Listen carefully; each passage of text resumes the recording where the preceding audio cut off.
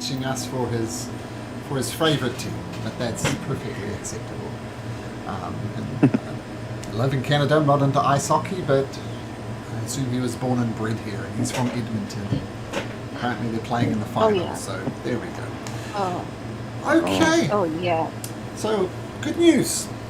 King Waldron Azanar is dead. More good news. Good news. Everybody's favourite princess has the right to the throne. She will be coronated in Oh, coming yeah. days. And of course, Queen Lyrencia is now the Queen Dowager. She does not have royal blood into it. She married into royalty, so she does not assume the throne. But Princess, soon-to-be Queen Athena, does. So after the dramatic events of last session, Lord Simonder requested your presence at the funeral, which is coming up in the morning. As you leave the dog pit and enter onto the streets of Oathbreaker, some people are just openly weeping in the streets. It talks volumes about how much King Waldron was loved. I mean, he wasn't without his faults, of course. He was a bit of a womanizer before he met Queen Lyrencia, but he is very loved.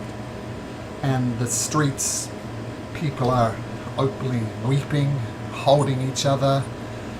Some people have locked themselves in their houses, because, you know, it was a rather dramatic public execution. And the demonic form of his first wife came and killed him and said, "Waldron, you are a kingslayer and a traitor to your house. Not even death can avenge your deeds. I claim your soul in punishment. It is in hell where we shall meet again." And despite the healing efforts from you fine folk and the clerics around, he was unable to be resurrected.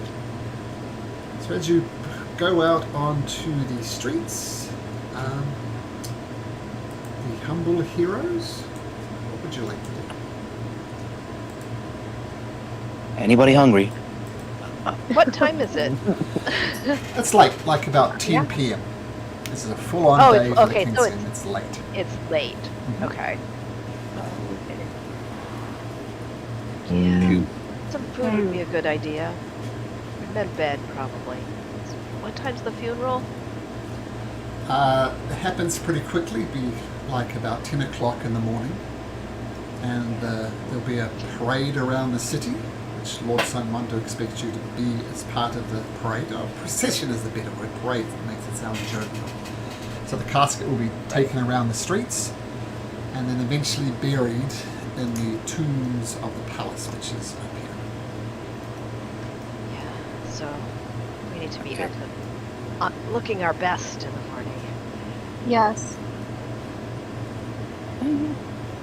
You guys can go to sleep. Thumper wants to explore something. Well, I think we should get some food first. Yeah, Yeah, after we get food.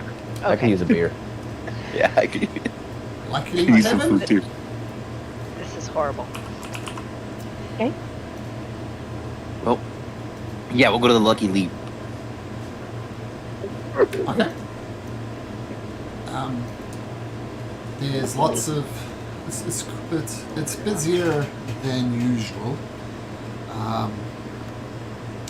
Tavern is quite crowded, and a lot of people are.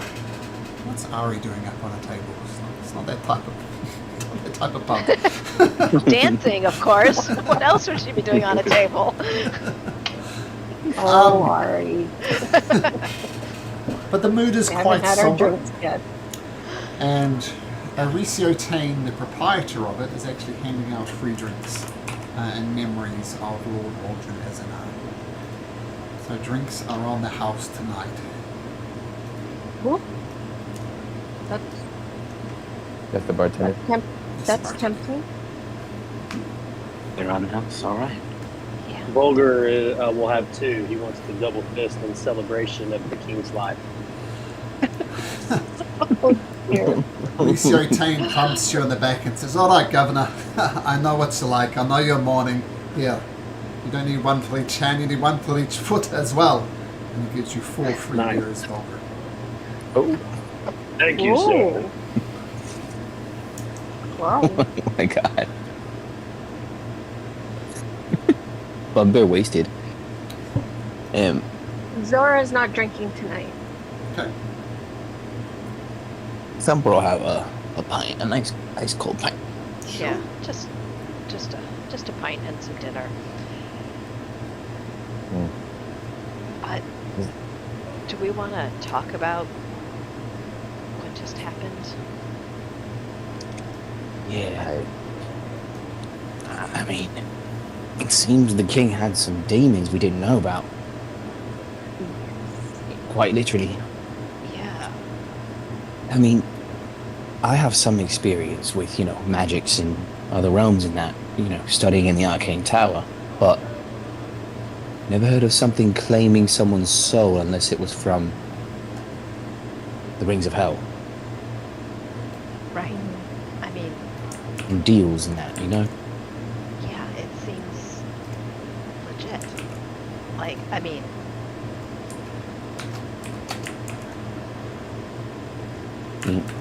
I don't think. I don't know what he did, but Would we know what kind of. Malcolm, would we know what kind of creature that the whatever the entity was? Like, what did it look like? A devil? Did it look like a demon specifically? Like, which of the two? Can I do like a Sure. check sure. to see if I know that? Sure, I'm not sure what type of check. Do you do history, I guess, or arcana? It's up to you. I think I want to do Arcana. Sure. Here we go. Lovely. 10 is actually good enough. Well, you're not sure. Like, it could be a devil, it could be a demon. There is a difference. But you remember the creature saying it is in hell were we to meet again. And hell is the domain of devils as opposed to demons. So you're pretty sure she was a devil because she mentioned hell as opposed to the abyss. So a devil Right. from hell.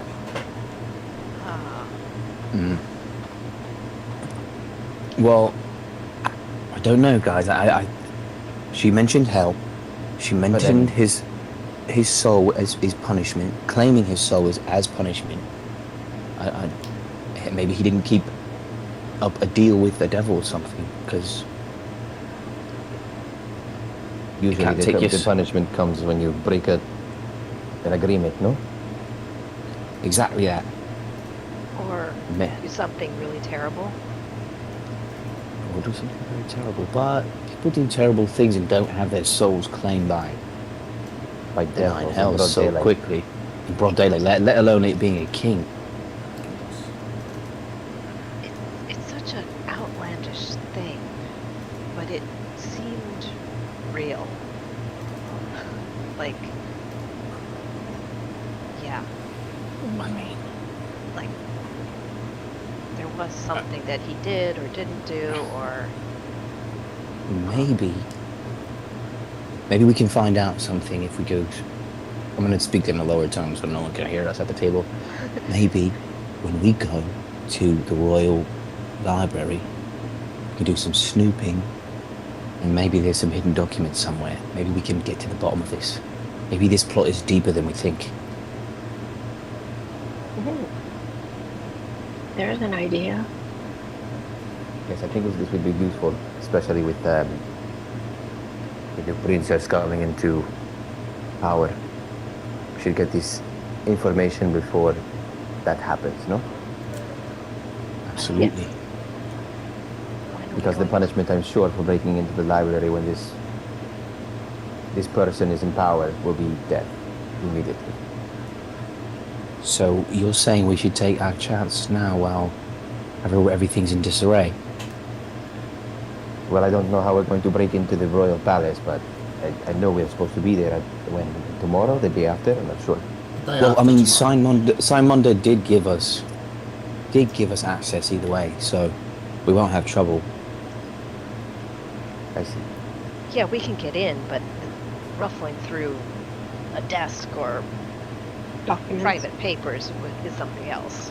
Well, I mean, we did ask him to give us the favor to help get to the bottom of this, so I mean, we're technically staying within our bounds. looking around the library and that. And what of Yeah. Lord Simonmonder himself? I don't want to bring any disrespect on your friend's name, Sora, but I do not sense that he is being forthwith with all of everything that has happened. This is his supposed best friend that had passed away, and of course, like, he's very upset about it, but I cannot Yes. feel as though he was not entirely surprised. It was just the shock of it happening that caught him, you know?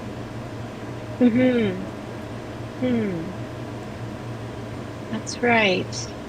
And as we asked many times, and you know how the son passed away in the swamps, but there is no more details in this. How the Yes. son might have passed away could have been the king himself. Who knows? I don't wish to speak blasphemy, but all of these scenarios are possible. That's right. It could be possible. We just have to find out. Sora, what did happen to you that day? That fateful day? What fateful day? Oh, sorry. Are you talking to Zora? Yeah. To Sora. That fateful day you ran to go save the prince and or the queen. You were one of the you were one of the few survivors. Yes. For some reason, memory it took it out too. So I don't remember. You have no That memory was- of the events that day. There's no memory of the events. Is there memory of the events, Dungeon Master? So you remember riding on your trusty steed along with several other members. And Yes. You remember there was a ritual that you had to perform to go through a tree with 1,000 eyes. And that's the bit that escapes your memory. You don't know where the tree is, you don't know what ritual was performed, so that bit of your memory has gone fuzzy. That's what you're talking about when you've lost your memory. And then when you went through into the Fey realm, that's where you lost sight of the prince, the king, everybody, and you're left alone. And that lady turned out to be rather nasty, beat the crap out of you. That's the last thing you remember. So you weren't present when the king, when the prince died, or anything after that. So you almost died, of course, and that's spent the last 15 years recovering. That's how close you were to death. Yes, and also I feel I don't feel worthy because they're always saying that, oh, you saved the king, but really I don't remember any of it. So when you hail me as a hero, I don't feel deserving of being called a hero because I don't remember anything. And also, Dungeon Well- Master, last week I was crowned. What was the crowning for? I still don't understand. So in D&D, Sora is a paladin. Every paladin needs to take an oath. And so you took the oath of devotion, and so you've devoted yourself to the people of Iglerion. And to the land. And to the land, as Yes. opposed to the crown and as opposed to the monarchy. You preach an oath of devotion to the people. So it's just, That's just for paladins. yeah, it's almost like a rite of passage for paladins. Is there other characters that do that? Or Nope. just paladins? Just paladins. Just paladins. Yep. Oh, good to know. That's Okay. like your special thing. Yeah. That's, Yeah, I didn't even know that. Gee whiz. Okay. So now I know. Okay. Okay. Well, I guess we'll what's just next? have to see when we get to the library, what we can see, what we can explore without seeming out of place. All right. Well, Yeah. Sora, just because you don't remember what happened, it is noble that you went to go and help. And you did go through the thousand-eyed tree. That's noble in itself, so take pride in that. Your bravery speaks to your character. Legendary you. character. Thank you, sir. Noted. Alright, gang. Gang, what's the plan? Do we wait until after the funeral? Obviously, we're going to wait till after the funeral to get into the library, but in the meantime, anybody want? I mean, I think Ettore is gonna sidle over to Ari and gonna go to her and be like, "Do you think we should share the information that we have on the Wilhammers with our friends here? Because I'm not sure I want to go back." Oh, where else would we go? I mean, Stay here at the inn, no? oh, I need to go back. I know I have to go back as well, but I don't want to. I don't know. I think that we should just wait on telling them that for right now. There's a lot going on. What are you guys talking you're about? speaking right in front of us. You got to tell us now. What's going on?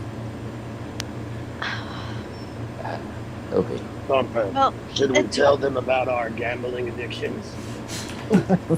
Quiet now. Mate, what? I What? don't think that's a secret, bruv. You're talking too loud. They can hear us. Well, Ettore had this idea that the Wilthammers were doing something to us. You better It's not an explain it. idea. It's a very clear explanation of something I saw with my 2 eyes, Ari. Like It an has uncle? nothing to do with Like you how as an well. uncle treats you? Like a weird uncle, exactly, Volga. like a weird uncle at a party that you've never No, met before. no, not like no. a weird uncle. I had a weird uncle. Very Oh, strict. It's Oh, very dear. similar. It's very similar to this. Okay, everyone gathered together. We don't know if we're being watched or if there are people nearby waiting to hear. The other day we got home at the Wildhammer Manor. We were going to convince the princess of throwing the Wildhammer ball, and of course, you know, she's an incorrigible witch, and that didn't happen. We had to tell the Wildhammers that this happened, and so we told them. They were disappointed, of course, and when they spoke to themselves in low whispers, they were mentioning something that lives in the manor, that feeds on the energy of the people that attend or would have attended the ball. And now that the ball is not happening, the creature needs to be fed the life force energy of whoever is in there. And so Miss Wildhammer shook Ari's hand and siphoned some of her energy, no doubt. And when Mr. Wildhammer went to shake my hand, I tried my best not to accept his hand. But Wait. my job was on the line, of course, which I am this close to quitting. Mate, just quit. I mean, you're a think cook. You can find work anywhere, bruv. I think I may, but that is not the concern right now. There is something in the Wildhammer Manor that will continue to siphon the energy of the people that live there, and these Wildhammers are supposedly very generous people who give to the temple, no, and Well, they poorer do. people, less fortunate, and yes, they do these things, but in exchange of what? How do they even get this money in the first place?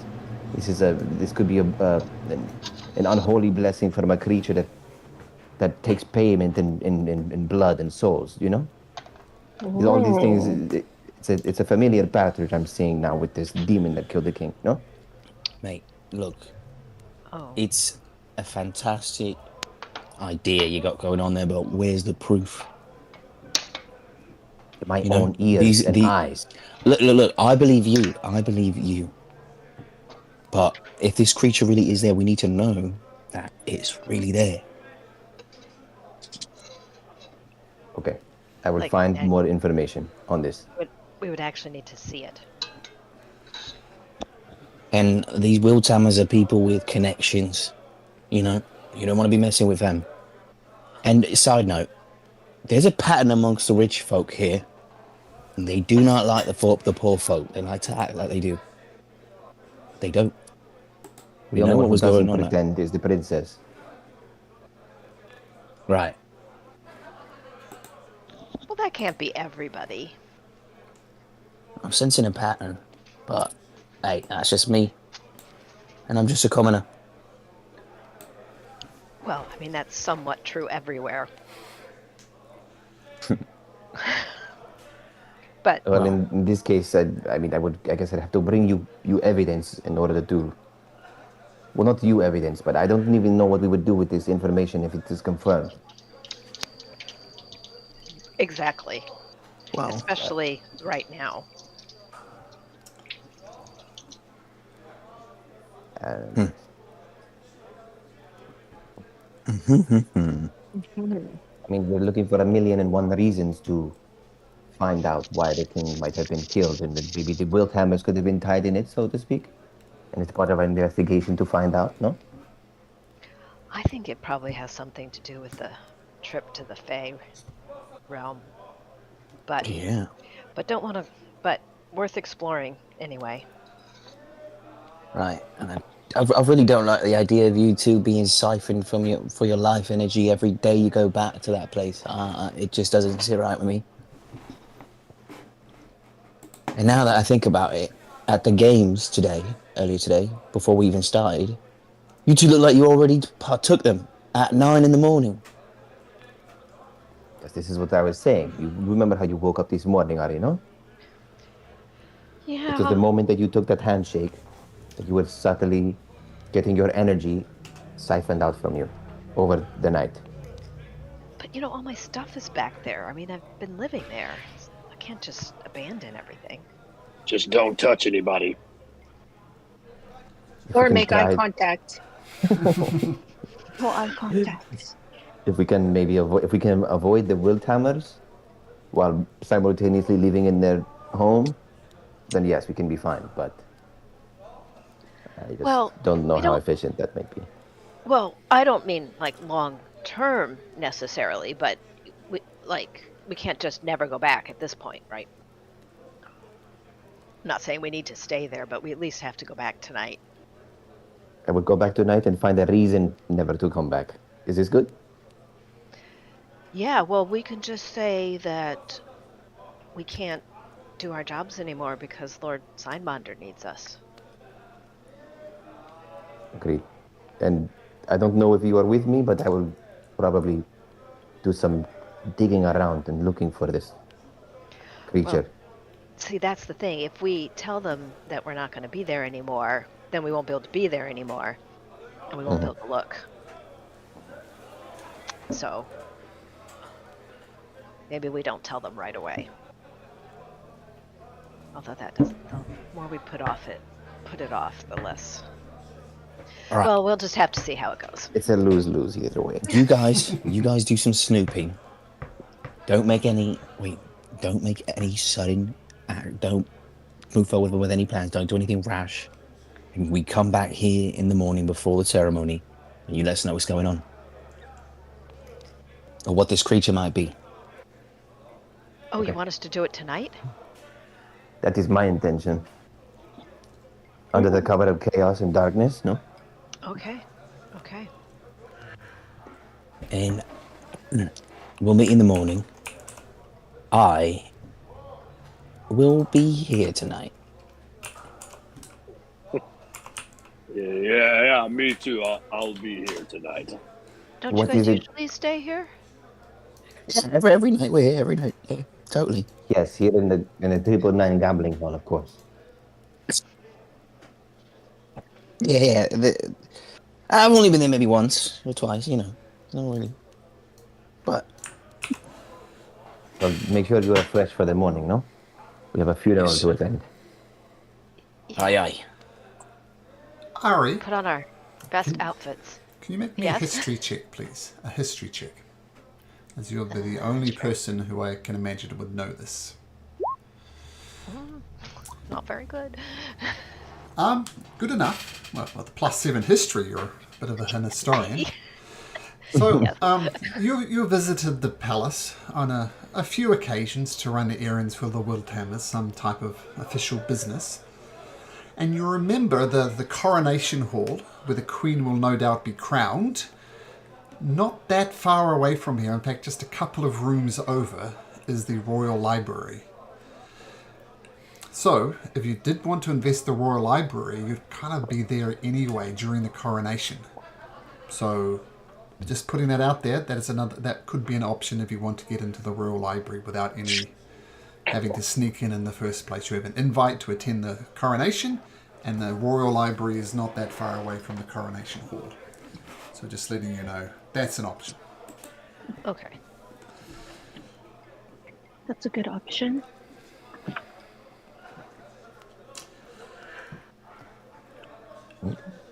Okay, so it sounds like Ari and Ettore are returning back to the Wiltama Manor. Yes. Volgar is getting drunk. Is that fair, Volgar? I wouldn't say 4 beers, but I'm feeling good. In the same way that Ettore keeps on failing his cooking checks, I feel Volgar keeps on failing his constitution saving throws to avoid being drunk. So just for comedy's sake, Volgar, make a constitution saving throw. Worst case, we just throw up and then keep Keep going. going. Oh, Yes. God. You're fine, Volgar. Right. You're taking the alcohol well. How old is Vulgar? 20? 19? I would say like mid-20s. Mid-20s. My goodness.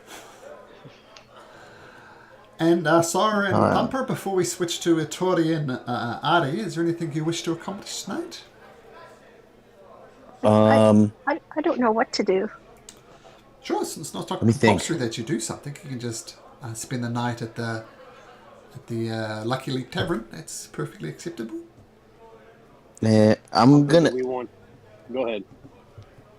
I wanted to go. I know you wanted to go to the 999 Hall, but Well, I we wanted. also have that other thing to. Yeah, that other thing to look inquire into. Yeah. So, this is not Thumper speaking openly at the table. We want to go see what is south of the river, third from the west. You can find the rat's nest. We're trying to go and see what that's all about. We can make a night of it, man. We can hit up your thing. We can do this and go to 999. All right. I'll be fresh in the morning. It'll be fine. 4 beers deep. He's ready to go. Yeah, dude. Yeah, for sure. I'm down. We'll probably get some Yeah. Adderall at 999. Isn't that what you, got arrested for? Look at Yes, that. yes. Well, They just got pardoned. we just got pardoned, so let's keep All going. good, yeah. You got Well- new tricks. Vulgar didn't get caught, and I didn't snitch, so. And I got pardoned for Yeah. being a good boy, so Yeah, and we have new tricks now, so we can. we can make it happen. Yeah. So What yeah, are you thinking? What do you want to? What do we call Well- it third from the west? I'm thinking the place literally called, literally with the thing. This is Varric the Rat Catcher. I'm thinking it's somewhere in the shanties, bro. Even though that might not be third from the west, but it's south of the river. I mean, it has rat in the name. You know, that's my best guess. Where's that at? What number? That's 104 all the way at the bottom there. Oh yeah. Vatic. How do you say that guy's name? Vatic? Varric? Varric the Rat Catcher. Maybe he would know where the rat's nest is, you know, since he catches rats. I mean, I'm not scared to ask. You might at least know what's nicknamed that. Right. Yeah. Well, I'd say we shouldn't go to the shanties with your big sack of gold on your hip. Okay. So maybe you want to put it in your room before we head down there. How secure is our room? As secure as any other inn. I mean, you've got a Not key very that can secure. lock your own door, but, it's... Like, Bro. would you be comfortable leaving thousands of dollars in your hotel room and then leave it there? So Yeah. answer that question, and you can make a decision from there. Mate, I told you to invest in a bank account. Oh, you were here. Right. But, I mean, do we I want... think fuck it. I think I'm gonna just roll with it. What if I need to gamble it all the way later? You know? All right, fair enough, fair enough. Okay. Yeah, we're gonna go to the rat catcher. Okay. So as I maybe emphasized before, the shanties are the slum area of the city. They would like to live in the very destitute district of the South District, but they just can't afford it. So a little shanty town has come up here. And you approach... Would there oh, go ahead. Would there by chance be a dice game going on anywhere in the shanty town? Yeah. Yeah. But you would know that they're gambling coppers and silvers because that's all they have. Yeah. But there is dice games. Still fun. But you approach Varric the rat catcher, and he's a very dirty-looking, disheveled man with an unkempt beard and shaggy hair, and wearing very unsavory clothes, like it looks as he washed for a while. He says, "Hello! You're looking for some rats? Rats infestations are my specialty.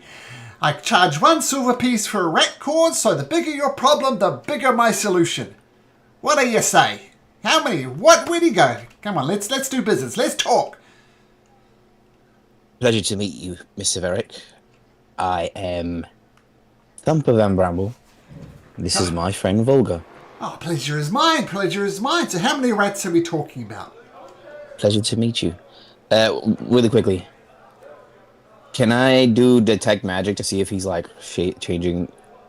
Like, is he like if he's like any like if he's like shape shifting of any at all? Just to be sure. Okay, you cast detect magic. He does. Well, not... I have it at will. Sure. Because of the thing. Yeah. It's not magical, and you know that doppelganger isn't technically a magical ability. It's a natural ability that they can just do. So a doppelganger wouldn't ping under magic anyway. Okay. Is he a human? He's a human. Okay. Well, Mr. Varick, pleasure to meet you. We're here on other business. We're looking for rats, but we're not just looking for someone to catch them. We're trying to find the source. All right. I'm listening. Have you heard of something called the rat's nest? The rat's nest. I've known more rat nests than you've had hot dinners, son. Which? I know all about rat's nest. Which rat's nest in particular? Well, South of the river, third from the west. That rat's nest. I absolutely know what you're talking about. Here, follow me. And he takes you to a house in the South District. And he says, this is the one I think you're talking about. It's abandoned at the moment, but I think it's in the cellar was where the rat's nest was. I'm going to do an insight check on this guy. Sure. Because this is an unnamed, random, indescript building, and he wants us to go in the basement of this building. I'm sussed out. You're not nervous? Was that? I feel you don't trust the DM after I've scammed you multiple times. No way. No way. Fair enough. He has not a malicious thought in his body. I mean, he's got a fairly disgusting job, searching rats, but he's embraced who he is and not a malicious bone in his body. I mean, Volga, what do you think? Should we go in? I think this guy's too literal. You think this guy's too literal? You think we're wasting our time here? Well, I don't know. Let's ask him. Sorry. Rat catcher. Eh. We're looking for something that maybe is named the rat's nest or nicknamed the rat's nest that maybe doesn't even contain small rats. Maybe it's figurative, rat catcher. Holy shit. you, you give him a bit of an existential crisis. A rat's nest without rats? What? This is... look, it's going to take you 5 minutes to see whether this is the right one or not. Just give it a go, all right? What have you got to lose? In the South District, there's a lot of things to lose, mate. Look, Anyway. if you're scared, I can go down first.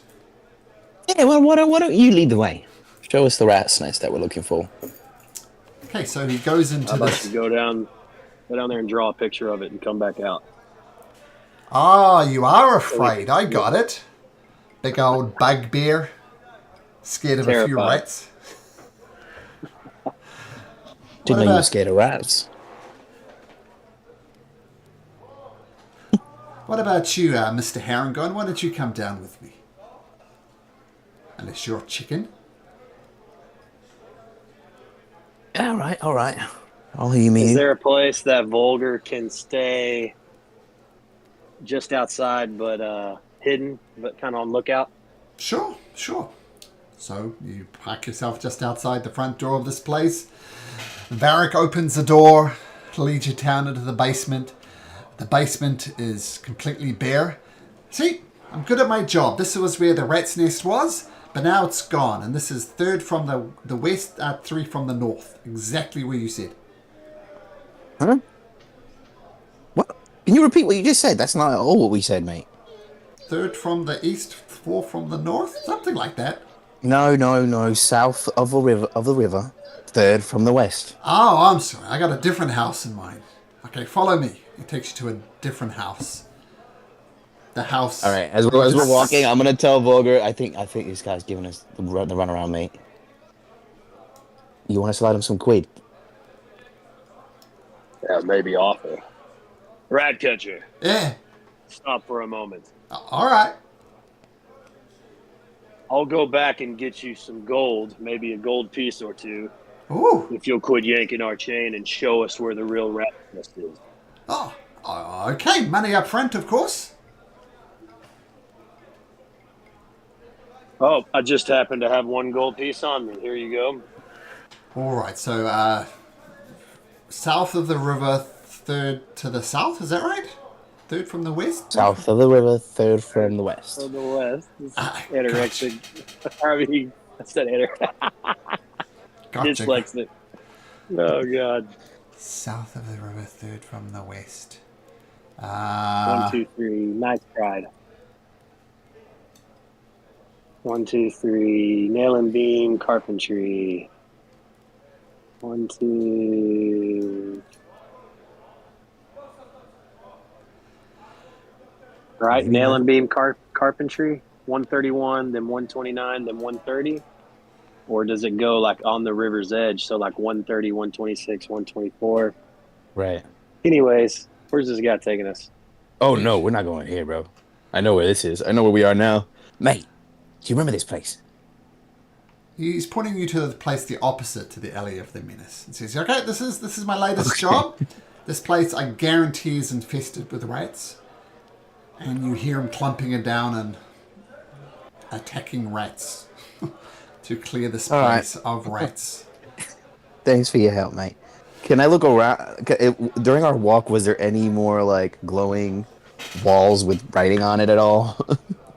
When I lived in Uganda, there was a friend of mine who like cooked the meals and stuff for me and my friends and family that were there. And she was the best mouse/rat catcher ever. The one would scurry across, she'd just blam, stomp on it. If she had like something on her feet, she'd stomp on them. If she had bare feet, she'd stomp on them. She had no mercy. Baby mice, baby rats, doesn't matter. Stomp, stomp, stomp, stomp, stomp. So imagine. So that's what this guy's doing. Yeah, imagine Varric reminds me of my friend Mary. All right. Violent you are. Tell you what, make an investigation check, and we'll see if you come up with anything on your travel. So both of you make me an investigation check.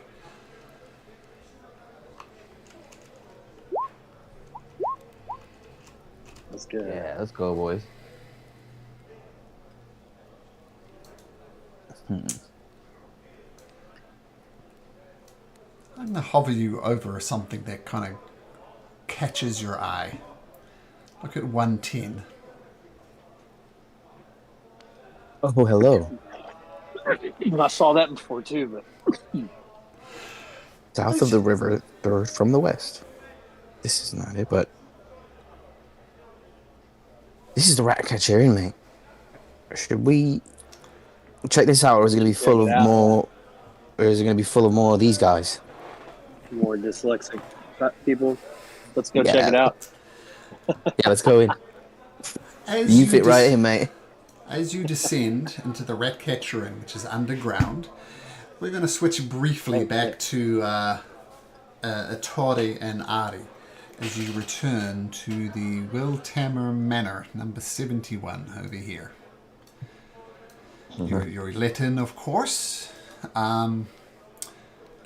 I believe the last thing you did was you prepared a menu for the sous chefs to do.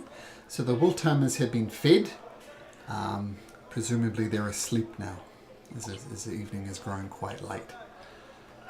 So Ari, Tori, what do you do? So, does it seem like the house is just quiet? Nobody's around? Yeah, in a normal type of way. They're not abnormally quiet. All the other servants, the maids and so on, have finished cleaning up and presumably sleeping in the servants' quarters. And would Ari know where the cellar is? How to get to it? Right. Yes, but you've never been allowed there.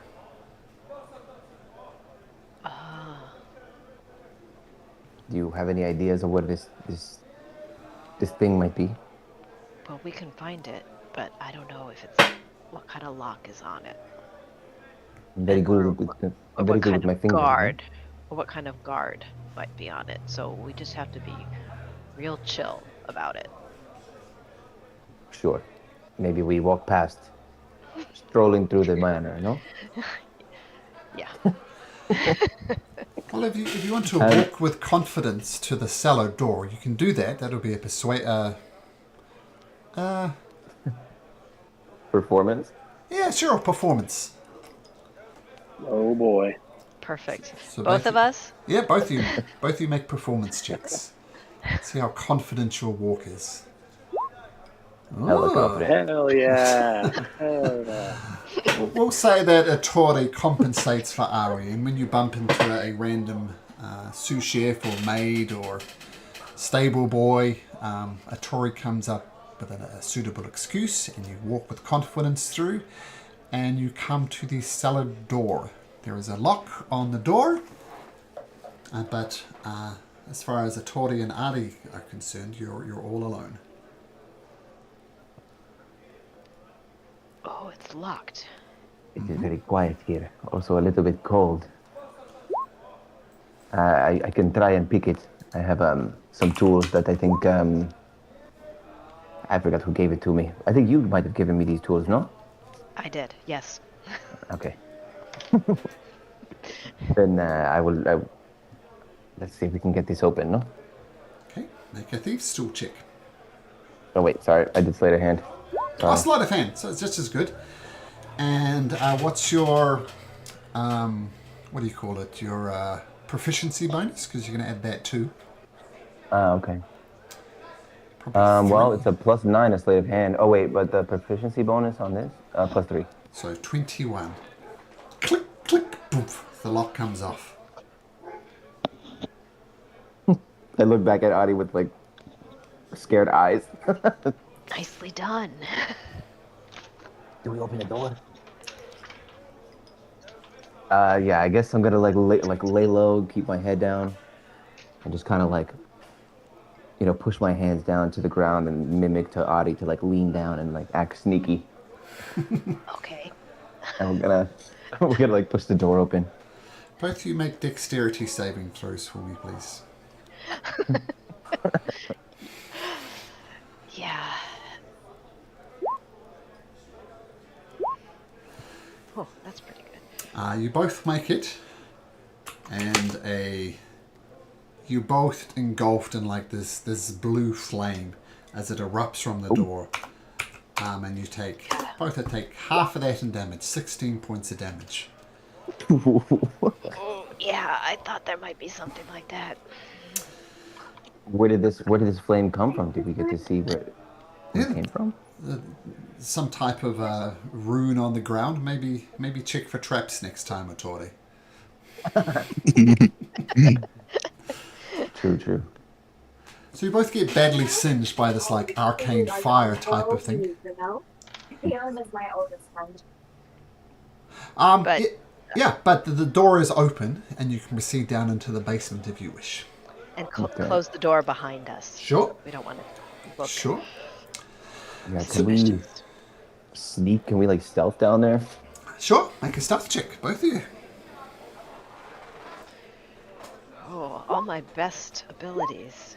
Clunk, clunk, clunk, I know. clunk. You descend down quietly as you can. Fortunately, there's no one down here. What you see is an arcane circle about 10 feet in diameter. Both of you can make an Arcana check if you like. Try and work out what this is. Oh no.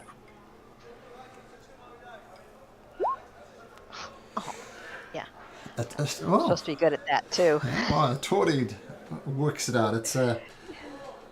It's connected with the hells. I'll say that much.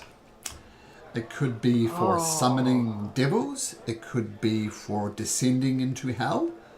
But it's something associated with the 9 hells. And that's as much as you know. If you want to investigate around the room, feel free to make an investigation check. Yeah. I guess I Yeah. thought he's gonna like shuffle around, make sure he doesn't step out another rune, and like Yeah. see if there's like papers. So there's no On a bench or creature something. in the circle. It's No. empty. No, it's empty. Yep. You don't find like much apart from one word, and it's something to do with whatever the Will Tamers are up to. You don't know what they're up to. You don't know what their deal is, but you do come up with one word. That's the word. And then context. It's a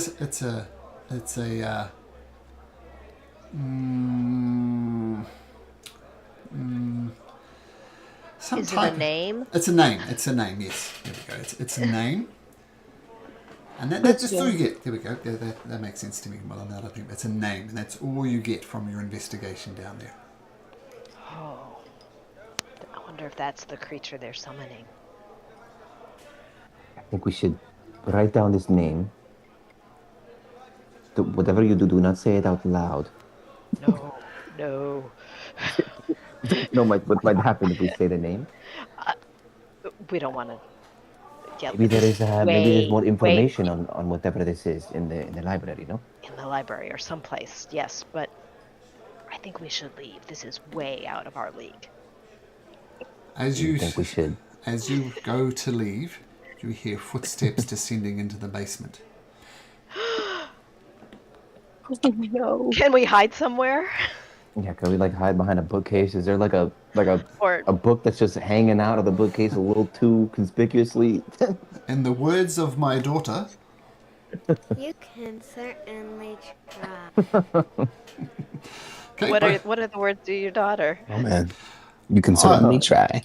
Yeah, it should have came through on Kinku there. Maybe it's too low, but yeah, I've recorded him. This is my daughter, You can certainly try.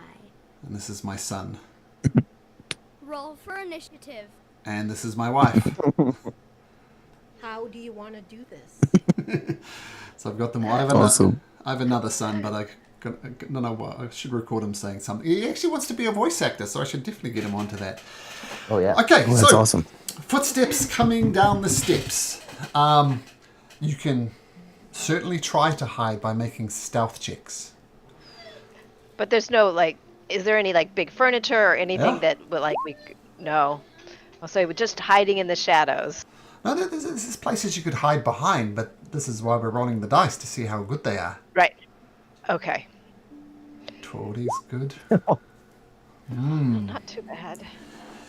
You see one of the guards come down, and he has a look around, presumably alerted by the sound of the trap going off. And he is making an active perception check. And he looks around, checks the circle, checks the books, checks to make sure nothing's disturbed. And he turns around and head backs up the stairs. He rolled in an 11 for his perception check. You and me both are just like following him, like behind him. Must have been the wind. Oh. Yes, I think we should leave now. We have the information. We have the name. Should we we like? should just look at that book before we go. Is there a book?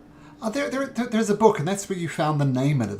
There's something associated between the Wilthammers and Faz Northun, but that's as much as you get with your investigation check by looking through books and so on. Okay. All right, so we did that already. Okay. Yeah, we better sneak up to bed. Morning will be here before we know it. Okay, I agree. Okay, so back up to bed and get your long rest in.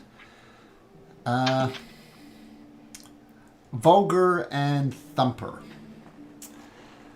So you descend into the Ratcatcher's Inn, and there's a couple of... There's a barkeep there and says, you're another one looking for free drinks in regard to the king, right? Sorry, no free drinks tonight. If you want to toast the king, toast the queen, do it on your own coin, not mine. Well, we are mourning the king, but we've already drank enough, mate. We're here on other business. All right, what is it? I've been directed to come to this area, and look, I'm gonna be frank with you. I'm looking for something called the Rat's Nest. Your inn has the closest name. You have any information about this? As Thumper's doing that, Vulgar will go ahead and slide over. I don't know how much alcohol is, but he's going to go ahead and slide over a gold piece and ask for 2 beers. You know, that's Thumper's. That's an outrageous amount to spend for 2 beers. So this is more like a bribe. Yep. Yep. Look, look, I don't know. It gives you 2 beers regardless. So I don't know what you're on about. But if you're looking for something, like down in the basement, there's a whole bunch of rocks that's been blocked off for years. We've tried to move it. It's too hard.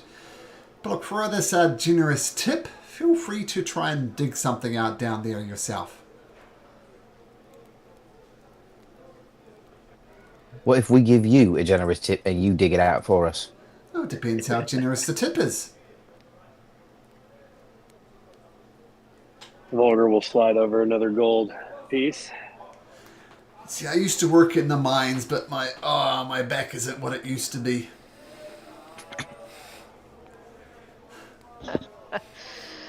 Vulgar will slide over another gold piece. All right. Tell you what. I'll hire some local lads and we'll dig this up. And anything we find, we'll let you know about it. How's that? And if it's important to you, we can talk some more after that. Oh, we need to do it right now. Yeah, it needs to happen now, mate. Well, You've been paid. There's a lot of rocks down there, friend. I mean, feel free to come through and have a look. And he takes you down to a blocked off passage at the bottom, and there is indeed a lot of rocks there. It's not going to be an easy job. A lot of rock moving. So, makes sense that it would take at least a day. Vulgar's pretty strong, and he starts moving rocks. He said, There's nothing magical about this area, right? I'm already fucking doing it, man. He says, for every rock I move, I'm taking a copper piece back. Tell me, Sounds fair to me. Moving make one me, rock at a time, one big rock at a time. make me an athletics check.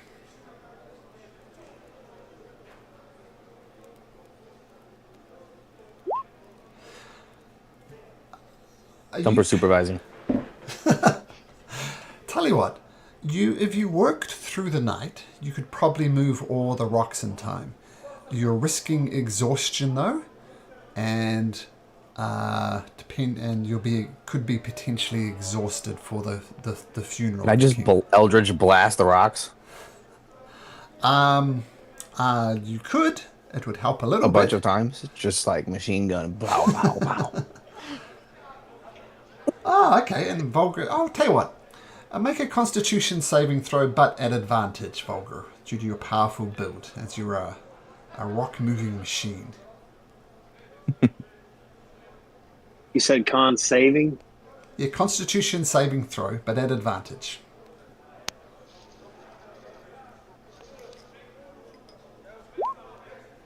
Not great. You do avoid exhaustion, though. The DC was 10. And if you're supervising, I'm going to need a Constitution saving throw for you. This is staying up through the night, so make a Constitution saving throw too, Thumper. Okay.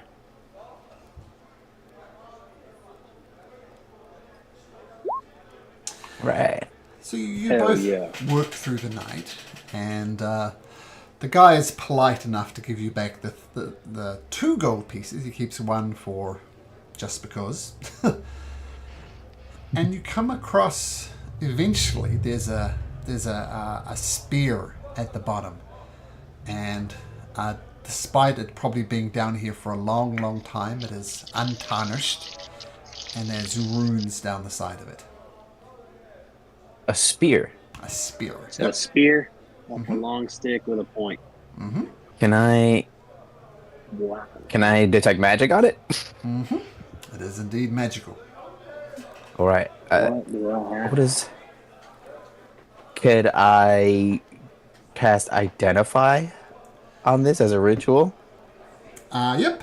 to understand what it does? It is a +1 spear, but does an additional D4 lightning damage on it.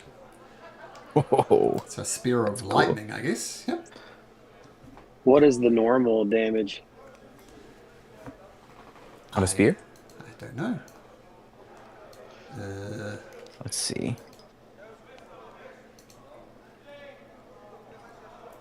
I think it's a D6. D6 is what I'm thinking. But then, is it also what's the word that you can use both hands to poke with it too? Is it that kind of thing? So one-handed it does D6, and it's versatile, meaning you can use it for 2 hands for D8, and you can also throw it as well. Ooh. All right. Well, I think we'll pick it up. Yeah, we'll pick it up. Thumper's gonna, mate. If you're not gonna go for it, I'm gonna grab it. I'm going to get in like a triple threat stance and be like, all right, go ahead. All right. Yeah, Thumper I'm looking picks it around, up. head on a swivel. You Okay. feel Thumper picks anything? it. Mate, it's vibrating, and with my magical eyesight and my attunement, this thing is beefy, and it's charged. Like, it's almost electrocuting me a little bit. Vibrate me. Vulgar Look, sticks his hand and then out. I poke him, poke him with it. Oh, that's great. We're just like getting shocked the whole time. Yeah. Do me again. Ah, fantastic. Like both of your fur is just like completely Static. Okay. Should wait Should now. we go stab Golfa with this or what? I hate that guy. I hate that guy too. Let's go pay him a visit. Is there any Is there any writing anywhere? We need to look around. I Oh guess. yeah, should we look around for more clues, or is this the end of the line? There's no more clues. And you go to Golfers, and it's closed down. It says something along the lines, out of respect for Waldron Azanar, will be closed tonight. We open up post-coronation. It's like a sign of respect. So 999 Gambling Hall is closed for now. Can Volger leave a note? Sure. All right, Volger would like to. Well, I guess we'll. Hey, Thumper, do you have anything I can ride on? Let me see. I think I should have. Let me see. We'll just say you have some parchment. It's fine. Yeah, I have parchment. All right, I have parchment and nails charcoal. I was gonna say Volger's nails are so dirty that he can write with his fingernails. And he's gonna write Golfa. I came to see you. You were a coward, just like I thought. Volger. And I want to post it on the door. Very good. Okay. I'll tell him. So I think we can fast forward to the next morning. Sorry, something else? Is there a stat block for the spear? Could you, if you could write it down? It's just I can add it Plus 1 spear with an extra D4, right? Yeah, plus 1 spear with 1d4 light. Is there any writing on the spear, Thumper? Oh yeah, does the writing say is the writing just like runes, or does it say anything specific? No, just general magical runes. Just like an enchantment. Okay. Yeah. Okay, so you all gather together at Lord Simonder's request, and the procession. This is the next morning, and the procession starts through the town square.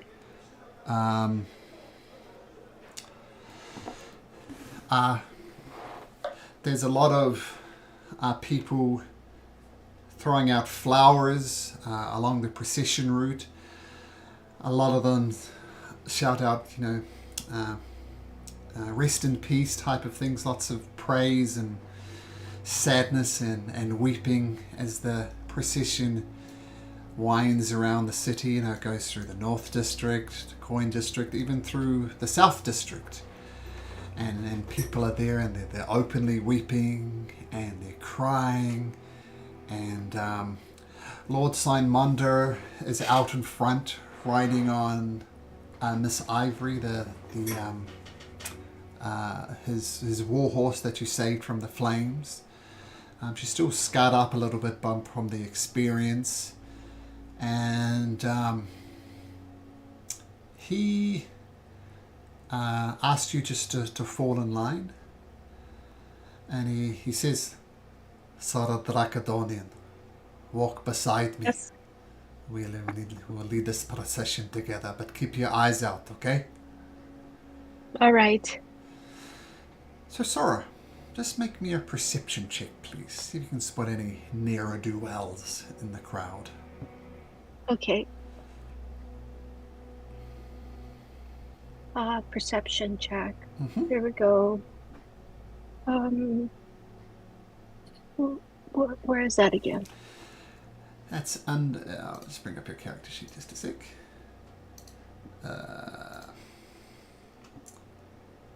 Perception. Oh, I see. It's in the middle. Okay, got it. There we go. And here we go. Oh, very good. Got a rogue second roll there, but that's okay. So 20 perception.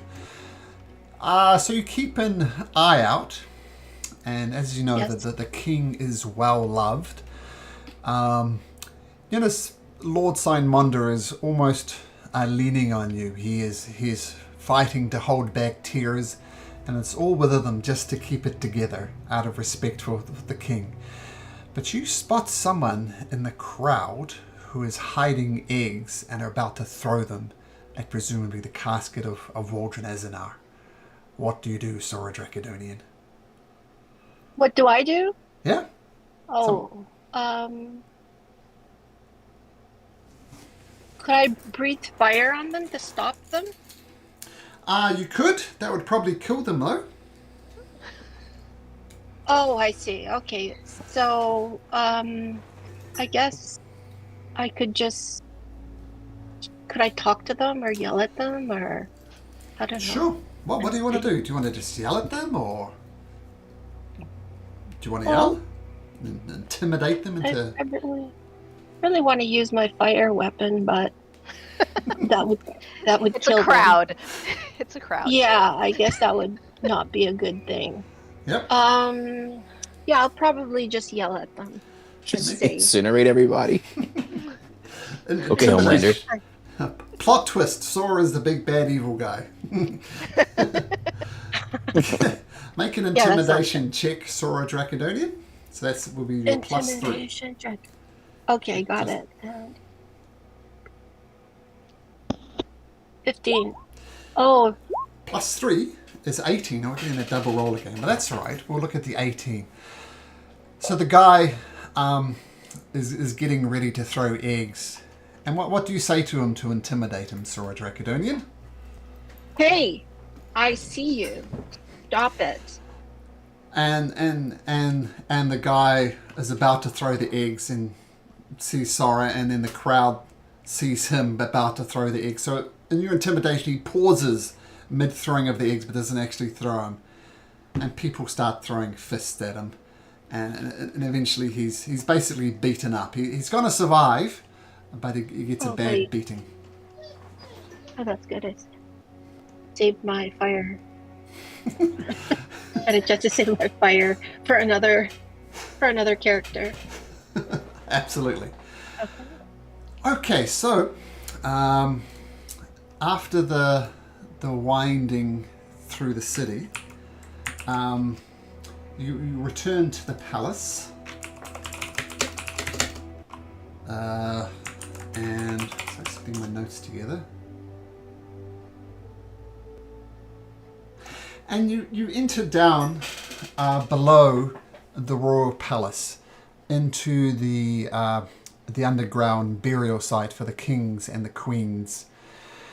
And you walk through some halls. There's statues of previous kings gone by. There's statues of Arlen the Constructor. A very reverent place. The queen is here as well as the princess is here, as well as the Queen Dowager, because they're both related to the king. There's a bunch of nobles there as well. Some royal guards, Monder, and of course you lot. And you walk into the burial room, and you notice there's lots of sarcophaguses. Strangely enough, all the sarcophaguses are vertical, and carved in each one of them is the image of the person buried inside. Like you see Prince Krasner, for example, there's a sarcophagus there. Presumably it's empty, but there is a sarcophagus there. You notice the Queen Elissa, I think that was her name, the queen that died and apparently came back as a demon. She's got a sarcophagus too. And it turns out that... Can I quickly look at it? Sorry to interrupt. Sure. I'm going to do my magic eyes if there's anything like crazy about it, or if it's just a regular sarcophagus. Make an investigation check as you glance at it as you enter. So this is the queen that died, who came back as a demon. Yeah, I wanted to use the, what is it, Eldritch Sight or whatever it might be as well. So I'll do the investigation. What does Eldritch Sight do? do? It lets me to detect magic at will, just to see if there's anything funky going on with it. It's not magic. Keep in mind, when the queen died, it was no big... Well, there was no demons in the night. There was no poison daggers. There was no poisoned wine. She just got sick and died. Nothing mysterious about it. So yeah, looks perfectly normal. Now,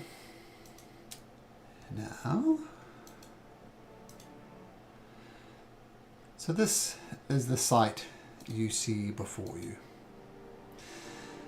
There's Waldron Azanar, the Queen, the Princess, Lord Simonder, and a bunch of nobles. I've just randomly scattered you around this room because I didn't want to predetermine where you're going to stand. So where do you think you would be? Just... The door's at the bottom. We would have come in here at the bottom. Yep, come at the bottom here. Yep. Are these big statues like we wouldn't be able to see around? Yeah. These are the vertical sarcophaguses that I was talking about. Okay. Where are they bringing the king? To like the middle over here? About the middle. These pallbearers are bringing him to about here would be the final position. Oh, okay. Well, Okay. Sora, you're bringing up the rear, Sora? These Am just I allowed to random- move now? Yeah, I'm just saying, as a funeral procession goes through, where would you like to be? Is my question. I'd like to be here between the door and the coffin. Sure, absolutely. And Probably a good call. Thumper's up the front, Volga's very much up the front, and Ari's kind of hanging back there. Okay, the Queen, and strangely enough, the Princess are silent. They're not saying a word. Lord Signmonder pauses the procession, and he says, "All right, I believe it is time for eulogies and words of remembrance for this great man." And as he begins to eulogizing the thing,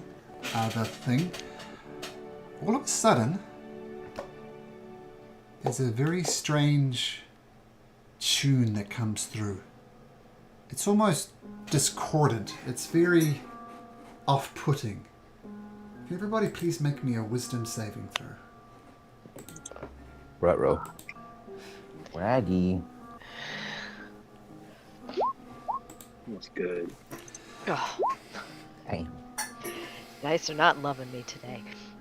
Is this the one with the It's plus your turn. 3? Let me check for you. Yes, with the +3, you got it. Yep. Okay. It might be a double again. I'm not It's too going to sure. be like 6 of them. We'll take the Come on. first one. Sorry. It was a 1. Oh, And a 1. Oh my goodness. natural one. You get the sound as Man. well, Sora Dracodonian. Okay. Okay, so just gonna get Most of us things. did pretty badly. Ari, that's a failure. A Tori, that's a failure. Where's a Tori? There he is. Is this a charm thing? Because if it is, I have advantage. No. Okay. In fact, all of you fail. Okay. Yeah. Oh, What? Vulgar. Did you make? Oh, you. Oh, wait. Except Vulgar. That was the first one, yeah. Yeah. So. 19. And as this tune starts, it's very discordant, and it just gets into your soul, and you all become terrified on the spot. But that's not the worst thing that happens. What? I will get this. I'm just getting my notes. Okay. The alcohol was a buffer for Volga. You guys look sad. Mate, you don't hear that? What, that amazing music? The doors behind you, woof, slam shut, and everybody turns to look, and then the music kicks in, and you're paralyzed. And then you all know, what's his name? Prince Krasnar was famous for his glaive, and his statue is right here. This is his resting place, and the glaive the stone glaive as part of the sarcophagus detaches and starts glowing. Oh This dear. glaive. Oh. And you hear the words echoing through again and again and again. And the word says, murderer. Your line will end here and your deed will be avenged. And that just keeps repeating over and over and over again. Please, roll for initiative. Roll for initiative. Damn. I like that. Before I could barely hear the ones that you have recorded, like your kids and your wife, but now they're coming through really, really good. Ah, excellent. Excellent. They'll go on their own turn. Waldron will go on his turn. Queen Laurentia will go on her turn. Princess Athena will go on her turn. And the nobles will all act on turn 20. Okay. It was a 12. It Natural was a one. 12. Okay, I got you, sir, at 12. Excellent. Okay. So, did everybody get in? Thumper, Torde, Sora, Artie, Vulgar. I don't see you. What did you roll? Vulgar? A natural 1. Roll up. Yeah, 1. Pretty cool. I'm not paralyzed though, right? Like I'm not messed up like everybody else. Are we paralyzed or just frightened? Just frightened. Frightened of... think of it as being frightened of everything. You're too afraid to move. Oh, okay. So Not there's not fair. a specific thing. Okay. No. So as this weird melody continues to echo around, Thumper, it gets into your ears and you are unable to move. You can do something else though if you like. You just think of it as your movement is 0 and that's it. Unable to move. Uh-huh. I can do something though. Yeah. Can I find out where the music's coming from? Sure, make a perception check to see if you can listen where it's coming from. You can certainly try. You can certainly It's hard to put your finger on it because it's kind of coming from everywhere. You can't point to a place. The fact that this place is kind of cavernous and it's echoing upon itself, you don't know where it's coming from. And that would be your action to do I that. have big ears. You do? Okay. Okay. Okay. What do I do here? I don't care about the princess. I don't really care about the queen. I'm not saying that out loud. I'm gonna continue to hide behind this statue. Actually, I'm gonna move right here. No, can't move. Oh, right. I can't move. Okay, I'm right here then. I don't have line of sight on the sword, so I guess I'm gonna see what I can do here. Sorry. Na. I'm going to summon a little fae. With a bonus action? Oh, I only have a bonus action. Your reaction was to try and identify the source of the music. Okay. All right, then I guess that would be my turn. At the end of your turn, make another wisdom saving throw. Okay. Come on, at 20. Not a nat 20, but enough to break off the effects of this melancholic spell. Lord Sign Monder, as things go around. Get the Queen to safety! Both of them, they're at the utmost priority. I'll be damned if another royal dies on my watch. And he screams at his men, screams at you guys to protect the queens above all else. Tori, you are also enchanted by this spell and unable to move. You're kind of afraid of everything. What do you do? Can I use my action to break out of this? Or will I just automatically do that at the end of the turn? You automatically do it at the end of your turn. Okay. I'm just not sure what's going on. There's just this sound that's happening, right?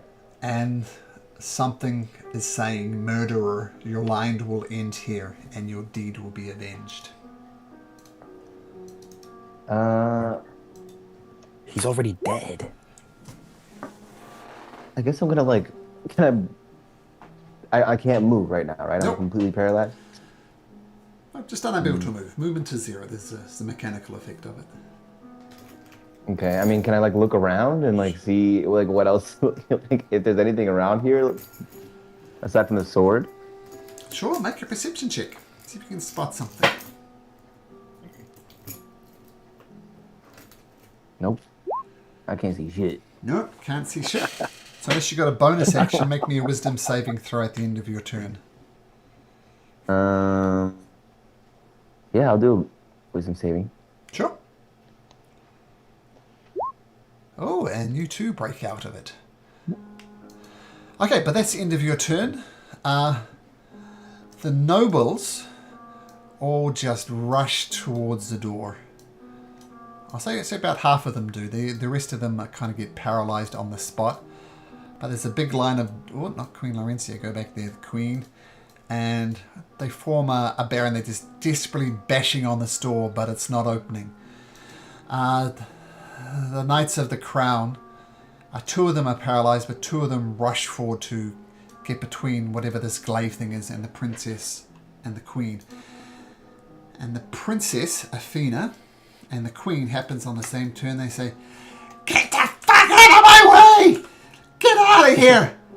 You!" And she points to one of the guards. "Cut these assholes down! I want out of here and they're in my way!" And that's what they do. Sora, the queen is directly next to you and she's demanding that the crown guards come and cut down these people. But your movement is 0, Sora Dracodoni, but what would you like to do? Lord Simondo has ordered you to protect them, but you be you. All right. You can't move, but you can do something else. Could I do a perception check? Sure. Yeah. Just to see what is happening? Okay, yeah.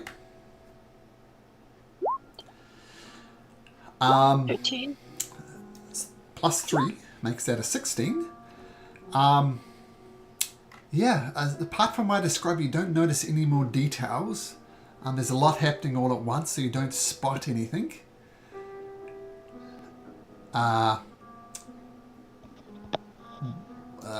What would you like to do after that? I mean, you can... The princess is ordering you to murder these people right now. No, I'm not going to murder those people. Other things you could do. You could cast a spell called Sanctuary on someone, which makes it they have to make a wisdom saving throw to hit that person. That would be an option. You could cast Shield of Faith on yourself, making yourself harder to hit. These are things you can do on a bonus action. So your action was to look, but you also get a bonus action. Oh, okay. I'll do Sanctuary. On who? On whoever is... Sorry. Could you explain that again? So you cast Sanctuary on someone and makes them hard to hit. Someone has to make a wisdom saving throw to attempt to hit it, and if they fail, they just can't hit that person. So it's like a protection over them.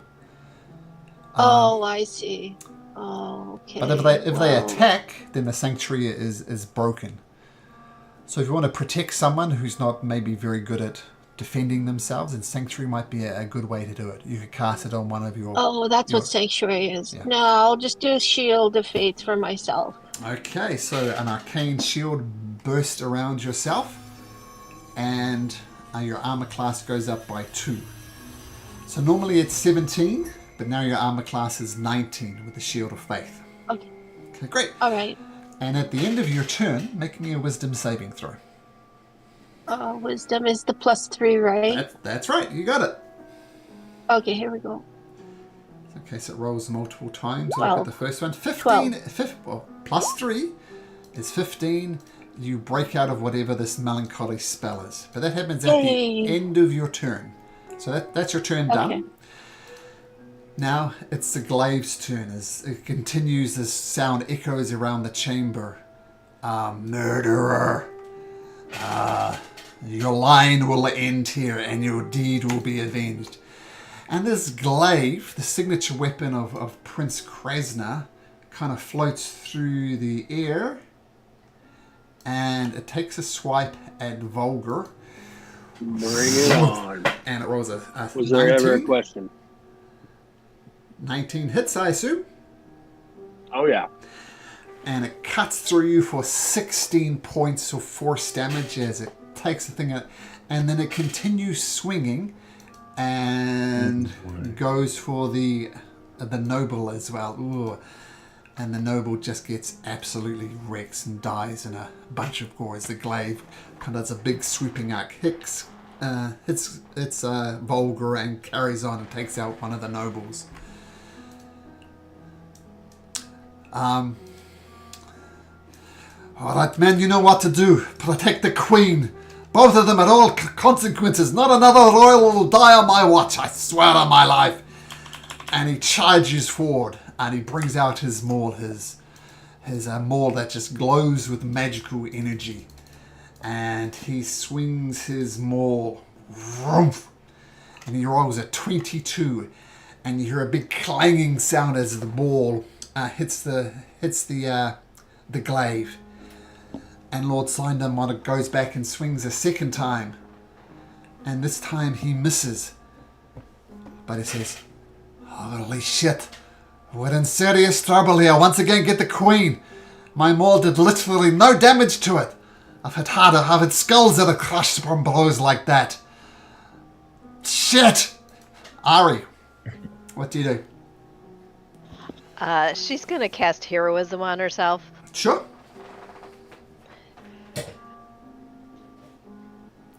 And that removes frightened, is that right?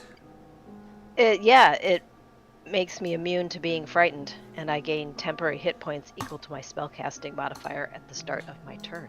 Okay. You are no longer frightened. Right, but that uses my action. So, but she can move now, so she'll just move up here. Sure. Okay. Volgar, I think your hit points are wrong. Pretty sure you're not on 30 hit points, so just make sure your hit points are right. And what do you do, Volgar?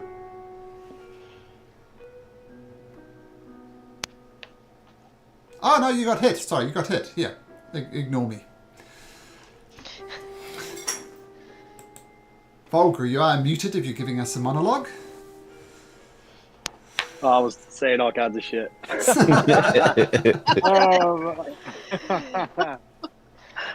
We missed I got it. some new stuff. Yeah, no, it was so funny, man.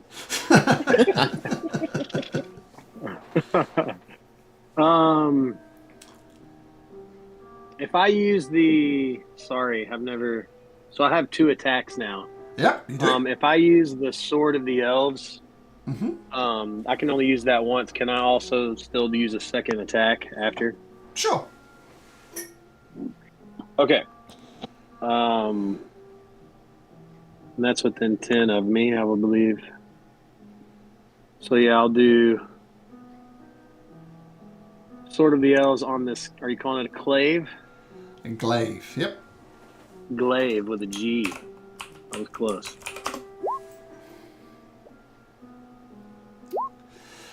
.22 with the Sword of the Elves. You swing and connect with the ghostly glaive and do no damage.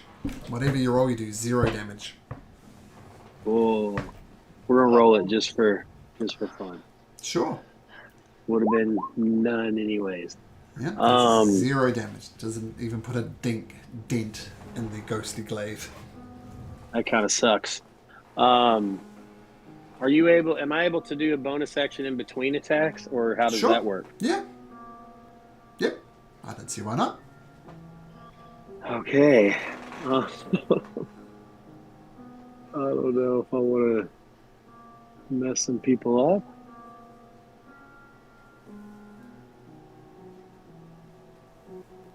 Oh no, something happened to the princess while we were down here. All right, I'm gonna bonus cast Zephyr Strike. Sure. So that gives you... Wait, let me make sure. 1, 2, 3, 4, 5, 6, 7. That'll give me 60 feet. Gives me 30 feet extra movement. Yeah, we'll just send it. I didn't mean to roll that. Sure. Did it even come through? Anyways, and then I'm going to move to the casket. Uh-huh.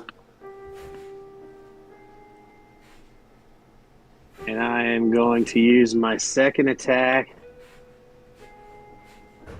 I think I'm just going to do an unarmed strike and like 2 fists, like a gorilla, come down on the casket and try to bust the door open. Okay. Make an attack roll. An unarmed strike. Yeah, roll. So it'll be 1 plus whatever your strength score is. My strength is 2.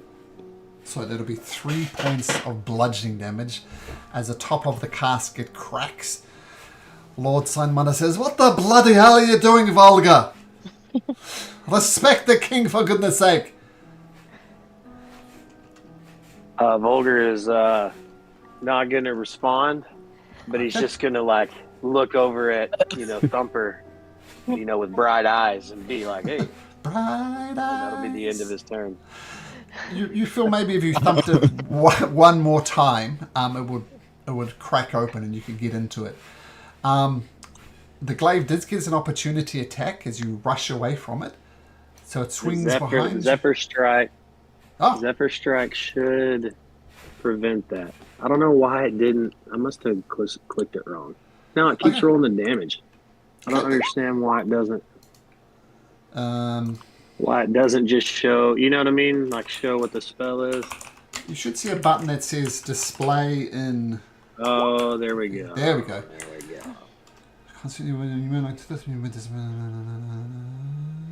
Okay, cool. Okay, so Zephyr Strike, yeah, you don't take the attack of opportunity. And while the melancholy tune is still going up, I think just switch to some battle music for a bit more atmosphere. Okay, Thumper, you've thrown off this melancholy. What do you do? I'm looking in awe at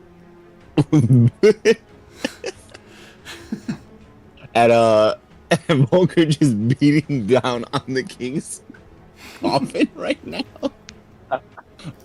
Like, what are you doing? Nah, I'm going. Where did the glaive come from?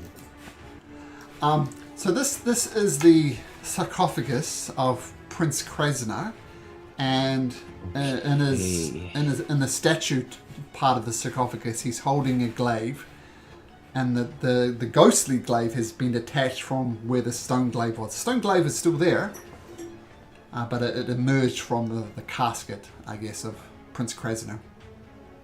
Okay, I'm gonna do 2 things. I'm going to summon my little Fey goblin friend. Okay. So I'm gonna cast it. Boom. Super complicated. Yes, I know. And he's going to come in the mood of, what is it? Mirthful mood. He's feeling a bit mirthful today. So there's your Fey spirit there. Feel free to move it around. It should be able to move it around. Your goblin Fey thing. Okay.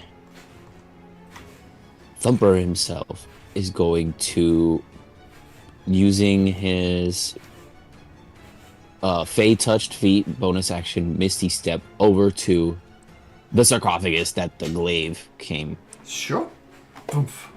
from. And I guess that will be my turn right there. And then the goblin goes after me. Okay, so what does the goblin do? I don't know why I chose it in a mirthful mood. Can I change it? Sure. to Trixie? I'm going to... Yeah. It's going to be Trixie. It's going to move right here. And it's going to cast magical darkness around or in front of itself. I guess to give the magical flying glaive blindness. Can you even see? Okay. Okay. Yeah. So Trixie, the 5. I'll tell you what. So it says if they can fill a 5-foot cube within 5 feet of it with magical darkness. I don't know if that would be useful here. Okay. So you notice that the glaive is dark now. That is a darkness on it. They can force. All right. So Trixie, it's last until the end of its next turn. Okay, so it'll last until the Thumper, I guess, has another turn. Next turn. Okay, fantastic. Yes. Okay. That will be the turn right now. Ettore, also free from this dreadful dirge that made you melancholy. What do you do?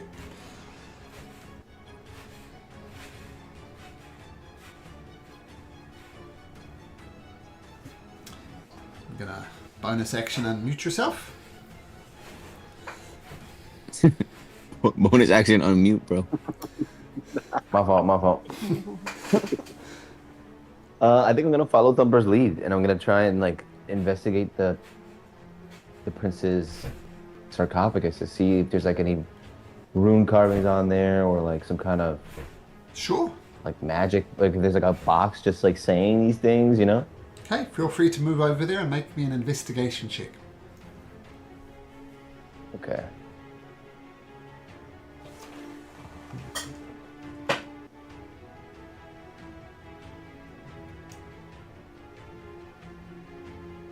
Okay, we like that. You do notice something.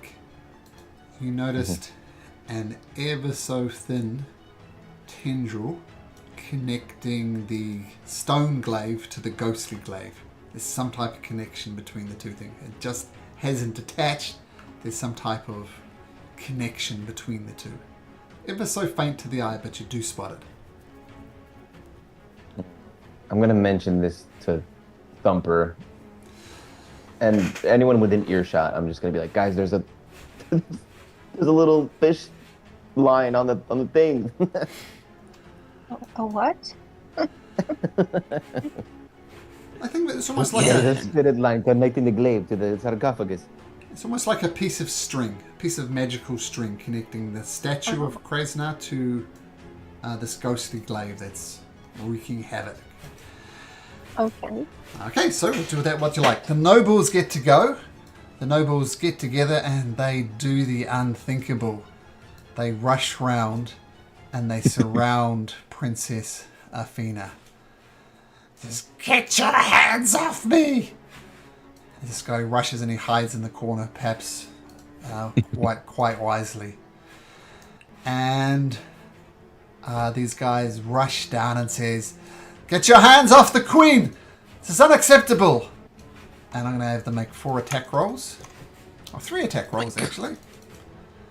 Yeah. 1, head, They're just head. killing nobles out here. Well, they're surrounding the both of the queens. That is a big no-no. But they're panicked, right? And they want to try and open the door. And they're actually, let me roll a d20. Yeah, they're trying to break down this door, but they can't. But the first line of them are just slaughtered by the queen's men. Stay away from me, you pieces of crap! And Princess Athena brings out her claws. Is what she'll do. And try and claw at one of them. And she hits. And she does... oh, not enough to kill them, but... get out of my way! And so, yep, okay. Sora, what do you do? Sora.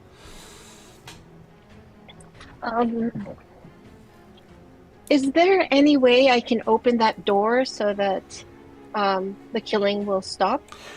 Sure. Well, what you could do, you could move down here and attempt to throw this guy aside, and then you'd have access to the door. Would you like to try that, Sora Dracodonian?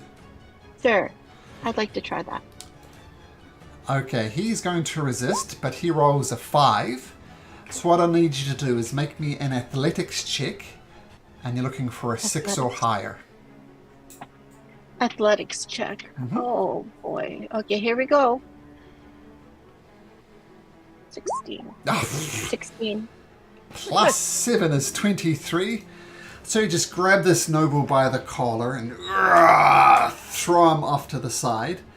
And this will give you access to the door now, Sora Dracodonian. Okay. So just move. And So you move like down here. all right. And now make me another athletics check to try and get the door open. Okay, here I go. 13. You throw your dragon. What do you call it? Dragonborn? Is that right? Dragonborn, yes. A Dragonborn. You throw your scaly shoulder into it and bash, bash, bash. You feel you could break it, but not this time. But it's possible. You just didn't quite hit it hard enough. Okay. Am I allowed to use any of my weapons, or that's it? That's it.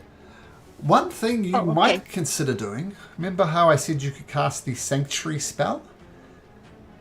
Yes. Would you like to put a Sanctuary on someone, making them harder to hit as these Crown Guards are massacring these nobles? I really don't want to use it on Princess Athena. Okay. Well, there are these other people here. These are just people who happen to be at the funeral. And these are the ones that are being massacred by the guards. Yes. So we could save them. Okay. Am I allowed to save them? You're allowed to give them a much better chance of being saved by putting Sanctuary on them. Okay. It's not impossible to hit them, but it just makes it a lot harder. Sure, I'll do that. That's a good idea. Who do you choose? Probably the one closest. The one a little bit further away from the door. If you Closest to the door? if you hold down your left mouse button, you get a little Yes. pinging effect like this. See how there's that blue thing pinging? See, there you go. Yes. So ping on the one that you Oh. want. Oh, I see. Okay. Who do you choose to live? Oh, that's. Can't I just do a overall thing? No. Choose one. There. That's I pinged Queen. it. That's Queen Lyrencia. Oh, this is the door, isn't it? The door's right here, right? The door is right here to the south of you. Whoops. Oh, I see. And this is Princess Athena to the north of you, this person here. And this is Queen Lyrencia here. So in terms of Okay, nobles, so- it could be the ones to the right of you, or these ones anyway. And this one to the up here. Okay, I'll do the one up there. Okay. there. Okay, perfect. Okay, so you cast Sanctuary on them. A magical shield emerges around them. And now they have a much better chance of not being massacred by the swords, by the guards protecting the queens. Okay, well done, Sora Dracodonian. Good round. The ghostly glaive is going to take a swing. First of all, it's going to... I assume your fey creature is attackable, Thumper? Yes, it is. It has 40 hit points. Well, I assume a 29 hits. It takes 14 points of force damage. Then Okay, it so swings we can around check to it. Lord Signmonder in an arc, much like a scythe. Oh, Lord Signmonder gets hits as well for 12 points of force damage. And finally, another arc, it swings around to Ari with a 21 to hit.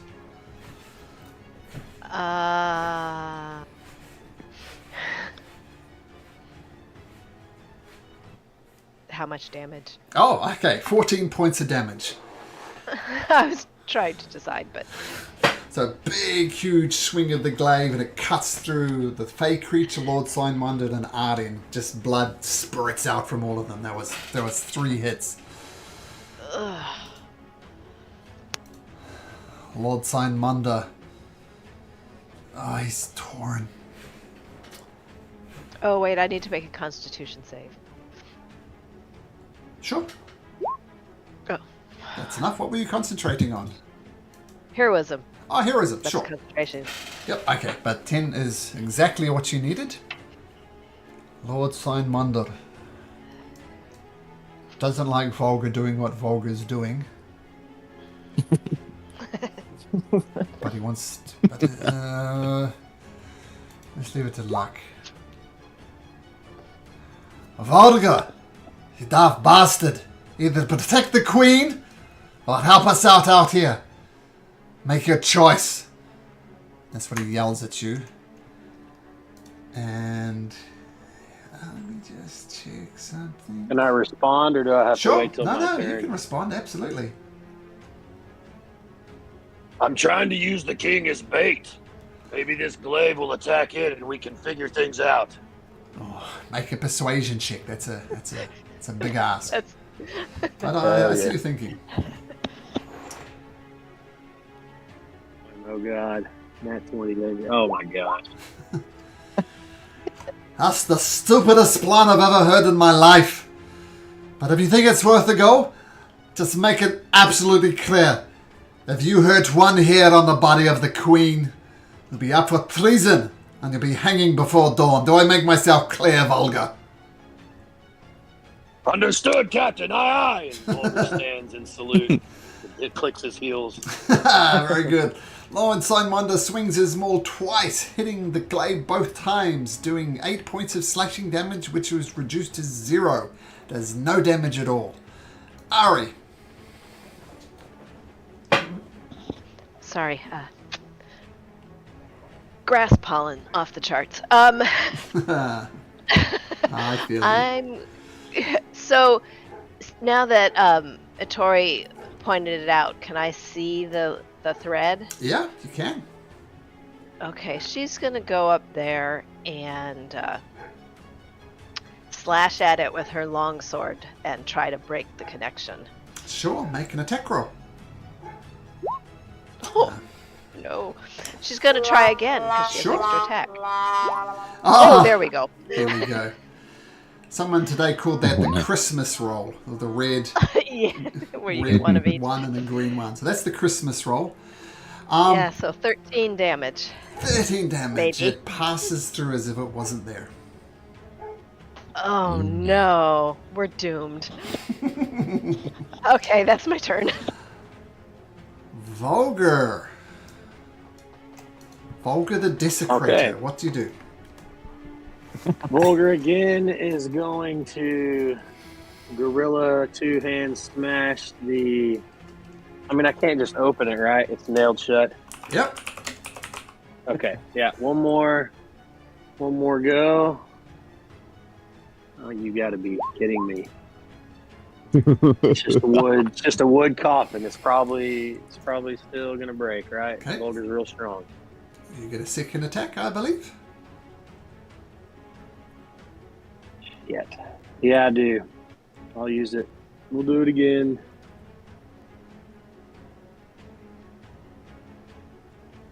That's a little better. Okay, that's enough to crack open the casket, and you see the body of King Waldron Azanar inside. And It's not inside? Go ahead. It's not inside? It is inside. He Oh, it is inside. inside. Is there a sword and shield that I can grab out of there? Yes, there is. Does that count as any kind of action, or can I just do that? You can grab one of them as a free action. Ooh, I want to grab the floats, right? And I don't have to hold it.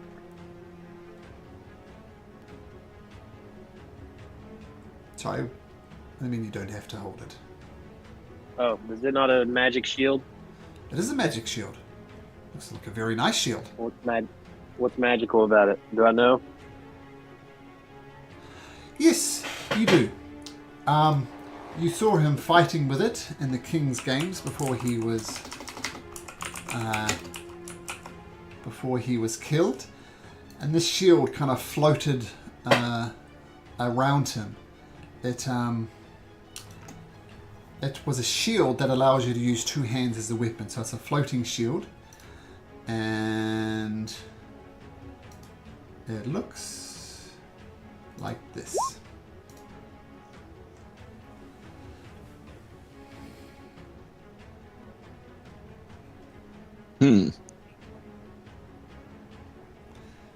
Whoa. Very cool. Yeah, that's what I want.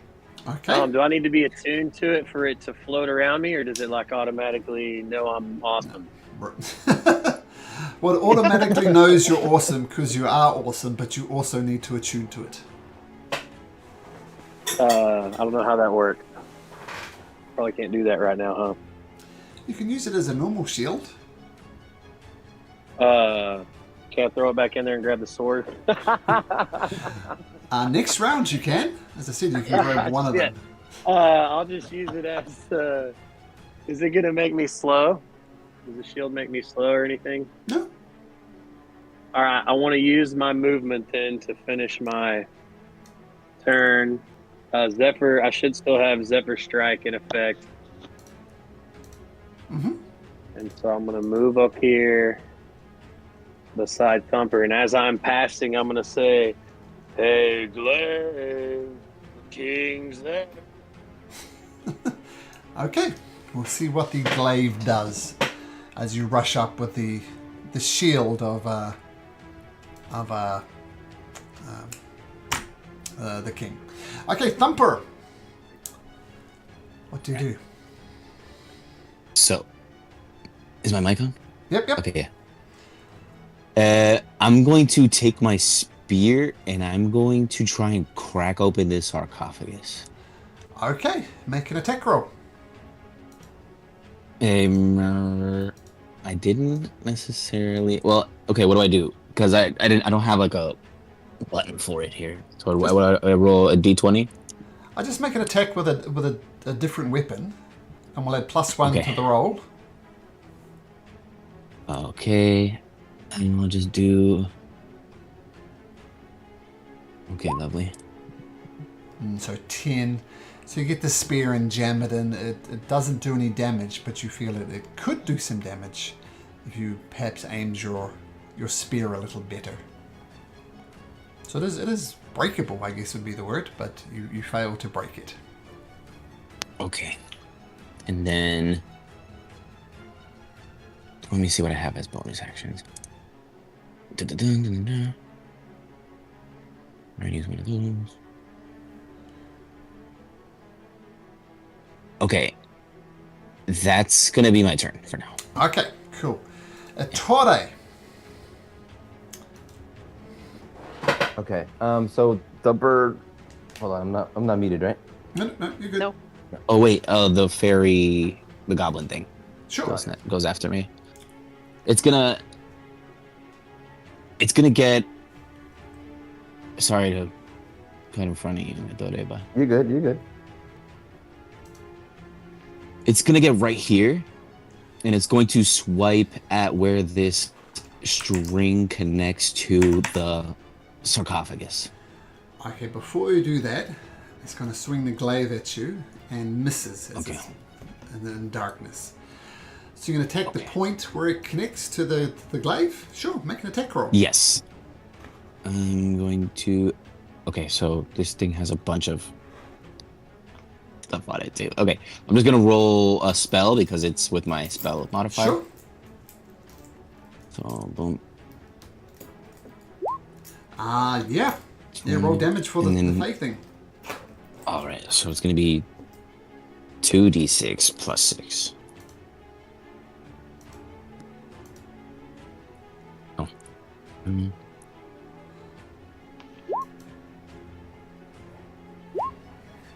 So 8 plus 6, 14.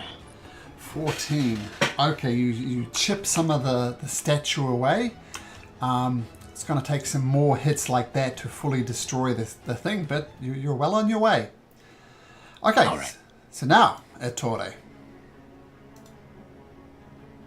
Everyone, let's try and like, is this, I don't know, is this string like a corporeal thing, or like, could we guess that this thing could be cut like with by magical means, or is it just like? Well, you don't know. You saw Ari take a swing at it, and her sword just passed straight through it.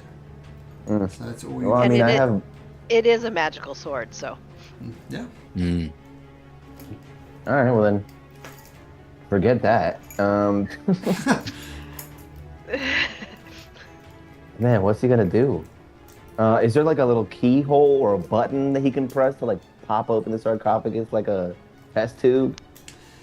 You can make an investigation check if you like. That will be your turn. Sure, I'm not gonna be doing any damage. How's a 19? There's no reset button. There's no simple way to open the sarcophagus. Okay. Okay. As a bonus action, yeah, that's it. Okay. The nobles continue to try and open the door, and they continue to fail. The Knights of the Crown, they're gonna, one of them's gonna swing around here and attack that person. Just massacring people. Because they crowded the Queen. The Queen's. Oh, man.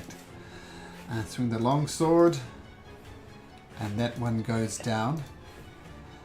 Now this one, that Sora Dracodonian put a sanctuary around, needs to make a wisdom saving throw, and it rolls a 4. So what you see, Sora Dracodonian, is this guy here trying to massacre this person between both queens, but your magical ward protects her, and it just misses.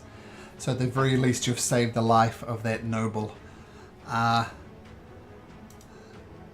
Princess Athena says, there's a job doing, do it right yourself. And she's going to make a wisdom saving throw. Oh, and she doesn't do it either. So she just, God damn it, stay still, why can't I hit you?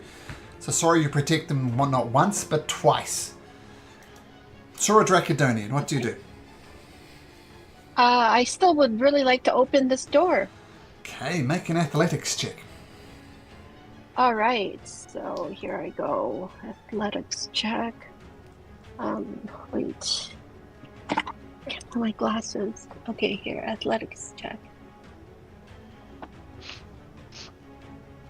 15. 15 plus 7 is 22. Yes. You throw your full might of your dragonborn body, and the door splinters, and then you get a big boot with your clawed foot, and bang! The door crashes open. Yes. Okay. Yeah. Nice. They can all run out. Mm-hmm. Nobody has to die. So these people can go. Yeah. On their turn they can go, absolutely. Oh, I see. Okay. What else can I do? That's. What You else could- can I do? I think. Well, you can also yeah. move if you want to get involved Get in out that of the fight way. up north, or get out the way. Yeah. Oh yes, I guess I should get out of the way, and yeah, I'll help with the fight up north. Okay, because your movement speed is 30 and each square is 5, that means you can move 6 squares. So feel free to move Sora 6 squares to the north. So is this 1, 2, 3, 4, 5, 6? Yeah. Is that right? Yeah, perfect. Okay. You rush past and heroically smash open the gate. Okay, and that'll be your turn, Sora Dracodonian. Yes.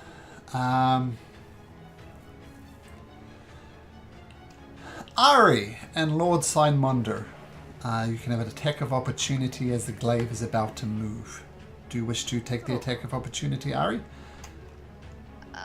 May as well. Not that she thinks it's going to do any good. Both you and Lord Signmonder take a swipe. You both smash into it with your full force, and it does absolutely nothing. It kind of glides between you. Vroomf, vroomf, comes. Uh-oh. Oh. See, the thump. It's definitely. I'll tell you what. 1 to 3, it's vulgar. So it comes here to swipe it to you. Because it can't swipe at all 3 of you, so it chose vulgar. The dice chose vulgar. Man. So the first swing, it rolls a 21 vulgar. That hits. That will do 12 points of force damage. And it'll come on and make a Constitution saving throw. And then it'll swing around to Thumper with a 29 for 13 points of damage, Thumper. As it just 13. carves straight through you. So 12 to Vulgar, 13 to Thumper. I have to do a concentration for the fairy. Ah, yes. DC 10. What do I roll for that? Do I just roll a d20 or? No, you roll a Constitution saving throw. Okay. And you're looking for a 10. Come on, here we go. Oh, just makes it very good. Nice, stays up. Okay. Okay, Lord Signmonder. Roll a dice.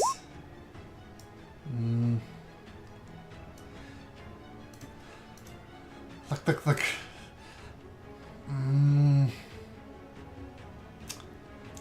I don't know what the hell's going on, but what the hell? And he swings his maul at the glaive on the side, but it just clanks off. It's a miss. And the second one's he's a natural one. He's panicking. Doesn't like the sort of sight of the king outside of his casket, and he's swinging at the glaive, but just misses. Ari, what would you like to do?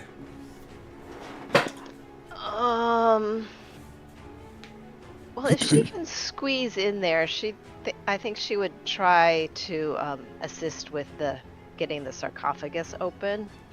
Sure. What would I need to do for that? Well, you need to move closer for one thing, and secondly, you need to just make an attack roll with your magical longsword. Oh, attack. Okay. Yeah. I wasn't sure if it was a athletics thing. Oh, this is thick stone, hard to break through, but your second one does break through. And 10 damage. And you do some damage. You guys are gradually wearing this down, but it's going to take more time. Is that your turn, Ari? That's my turn. Vulgar, getting slashed, messed up by this glaive. What do you do?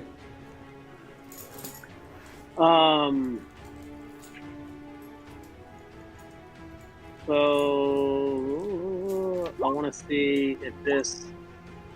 Would I be able to push the sarcophagus over? Would we? Certainly try. Could we do it with the power of friendship? Can we help him? Yeah, I'm gonna start.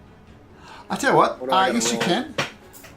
Thumper, are you going to help because you're next in the turn order? Yeah, I'll Yeah. help. All together. So mechanically, I'm gonna put my Vulgar, legs into it. you're holding your action until Thumper comes to help. Thumper comes to help, and we'll say, I'll help Vulgar, Thumper.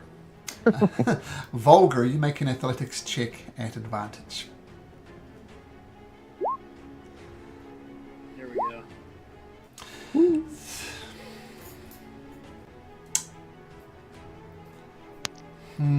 How big is this thing? Can I try and push it too? Well, Presumably it's human-sized. it was a little bit bigger, but basically human A little size, bit bigger, but yeah. I'm real. We've been chipping away at it. Too. See, what I'm wondering is what Lord Signmondo would do. This is the prince that died under his watch. The king has already been locked out of his sarcophagus. Is he going to take another indignation against this thing falling over? I think he knows that at a 1 to 5, he's going to try and stop it from being toppled. Oh no. Alright, Come on, man. alright, I hope you know what you're doing. And the thing, boom, Mate, crashes down on its side. mate. This is a very confusing time for me. But sure, let's push it over. And Lord One Signmond actually gives it a push as well. Vulgar, roll me 3d6, please. Ooh.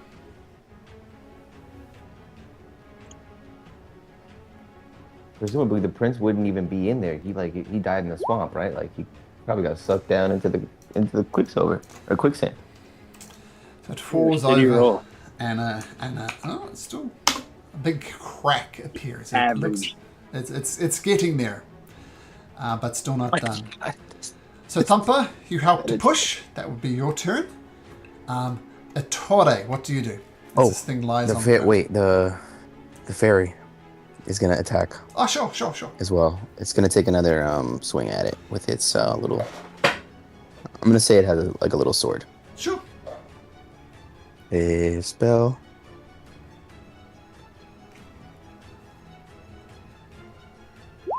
Oh, fairy connects. Roll damage for the fairy.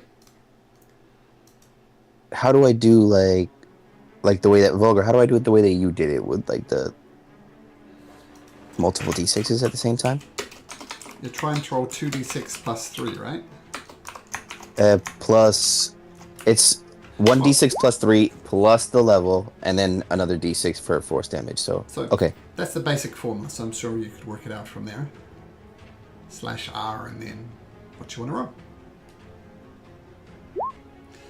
Oh, there we go. 15 points of damage. All right. Oh, Nice. it's almost cracked open, but not quite.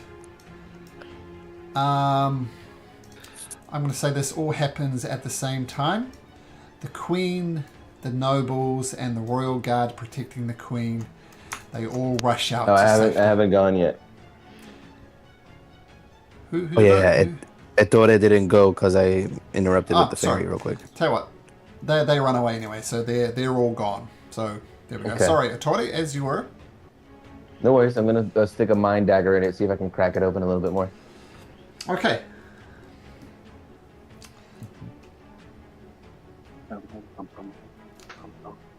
Wow. Wow. What else is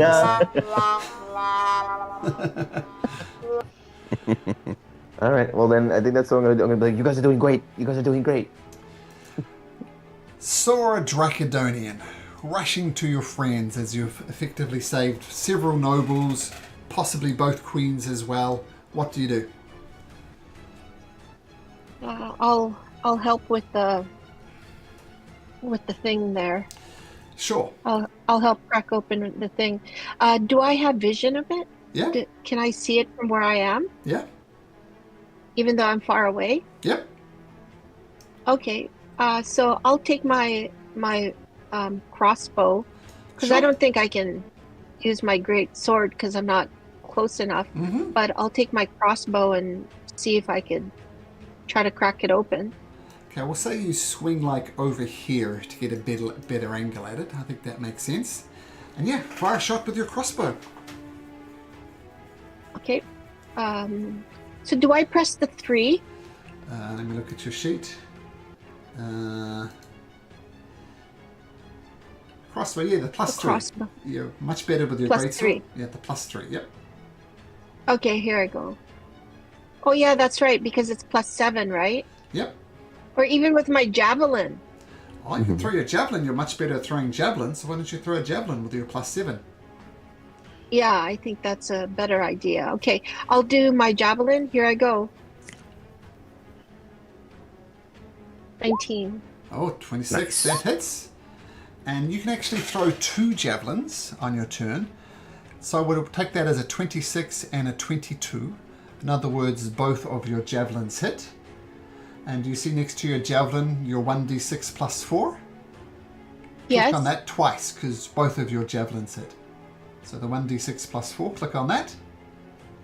Well, I'll click on it once because it seems to be rolling twice. Sure. Well, Does that make sense? It does, it does. So the higher the better, right? Oh, of course, yeah. Mhm. Okay. Mm-hmm. Oh. Nice. So, let me Nice. think. There's 2 that came out, right? Yeah. Yep. So Okay. Sora Dracodonian, from the back of the line, she throws her 2 javelins, and it cuts between Ari and Vulgar, and hits the stone glaive perfectly, and the sarcophagus falls and cracks open. At an exact moment, the tether goes, and the ghostly glaive goes, vroom, it disappears. the unusual melody that was done has stopped, and all of a sudden things go quiet in the tomb.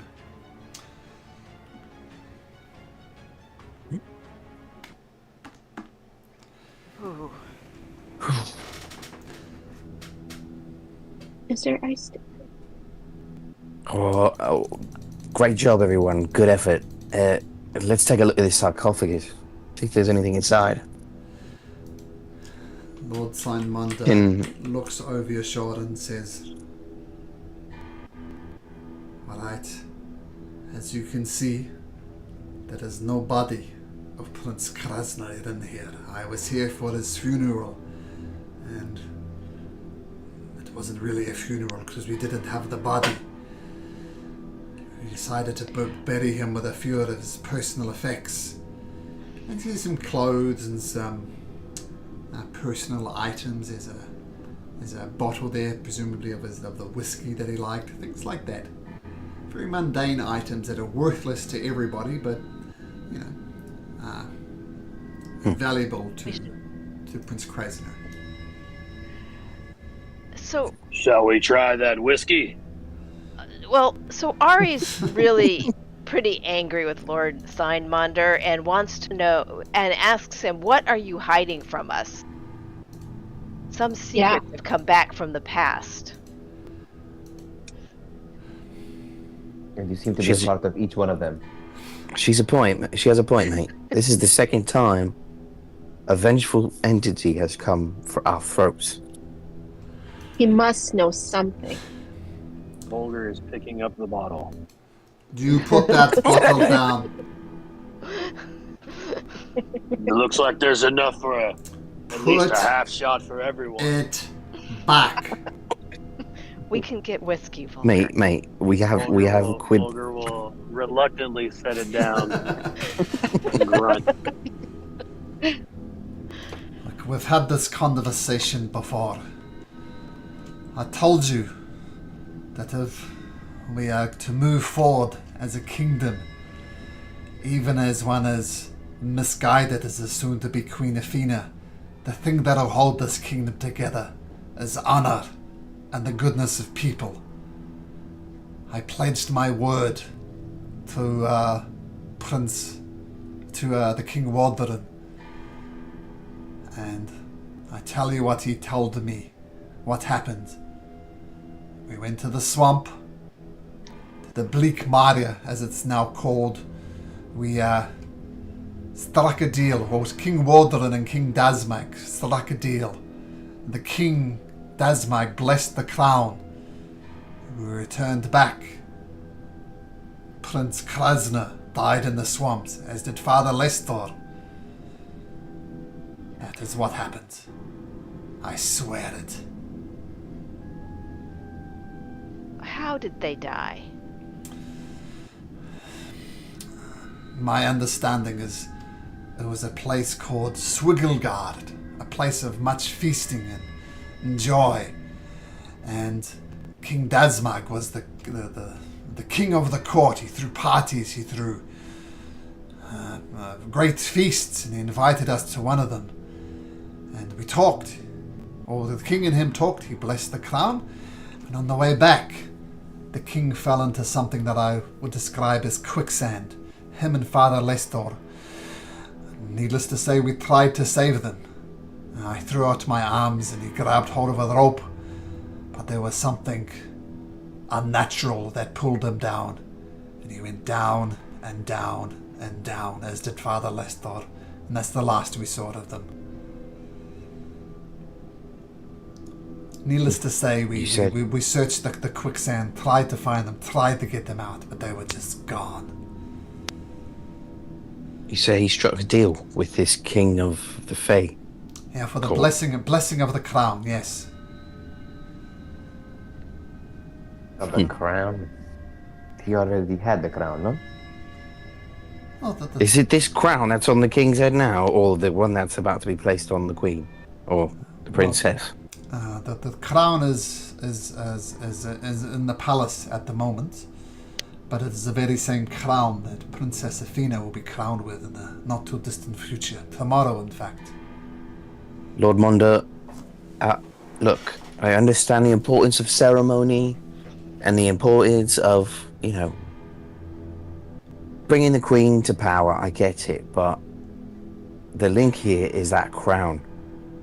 It was on the King, and it was touched by an entity from another plane, and it just doesn't sit right with me. Maybe you can have... maybe there's a duplicate somewhere that we can put on the princess's head for now? Because We do not keep I don't duplicates trust of that the crown. crown. Well, I don't think it's a good idea to put that thing on anybody's head, but... This is what King Wardren told me. Like, King Dazmag kidnapped Queen Lalencia. That was what set this whole thing up. King Wardren defeated King Dazmag in a battle, and he said, "Alright, fair cop, mate, effectively. You can have your queen back." And then they started talking, and they became quite close. And the king told me, and I have every reason to believe him, that he believed King Dazmag blessed the crown as a way of apologizing for the kidnapping of the queen. The Maybe he clowner. cursed it.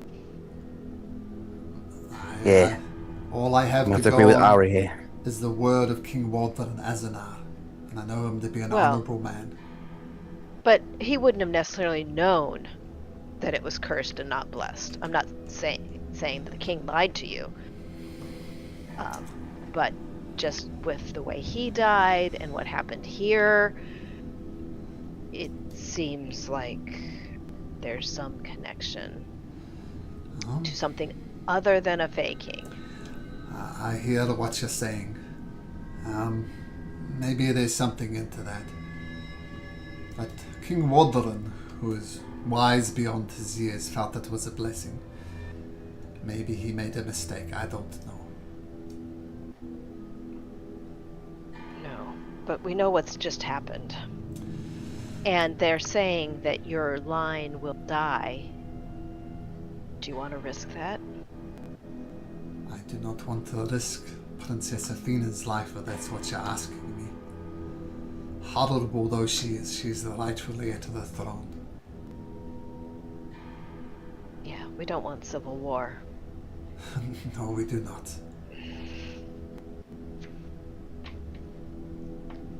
But the crown itself? Are there any texts on this faking in the royal libraries? Can we do some research about him in there as well? Sure, but I can tell you King Desma was a satyr. He's a being of quite some power, and he ruled Swigglgard. He ruled Swigglgard, in fact, and it's a place of partying. It's a place of drinking. It's a part of all the good things in life. Some people say King Dazmag took it a little too far and had fallen more into the realms of debauchery. But everybody who knows King Dazmag knows that he's a good man, or good satyr. Well, my years in the Arcane Tower and all the texts that I've read told me that fey creatures are not to be trusted 100% of the time. So, I'll be doing more research in the Royal Library. They're not all, Not all, but we're talking about a satyr who is king of a realm of partying and hedonism and stole the king's wife and proceeded to strike a deal with him afterward. I mean, it just doesn't make sense. It just doesn't add up. It just spells trickery. Why did he steal her in the first place? Yeah. Right. Just spells trickery to me. But we need more evidence, more research. All right. Yeah. Well, there's still a king that needs to be buried. I'm gonna respectfully ask you all to leave, and I'm gonna invite the queens and some guards, and we're going to have a small private ceremony. And he looks over at the 5, 6 bodies of the nobles that were slain. So we're going to clean this up. We're going to bury the king. It's going to be quiet. But I expect you all to be present at the palace first thing in the morning for the coronation of the queen. Aye, sir, we'll be there. Could we go Yes. to the library this afternoon, though? Do a little research? We'll get to that in just a second. Because Lord Signmonder takes Sora Dracodonian aside and says, "Excuse me, Sora, may I have a word, Yeah. please?" Yes.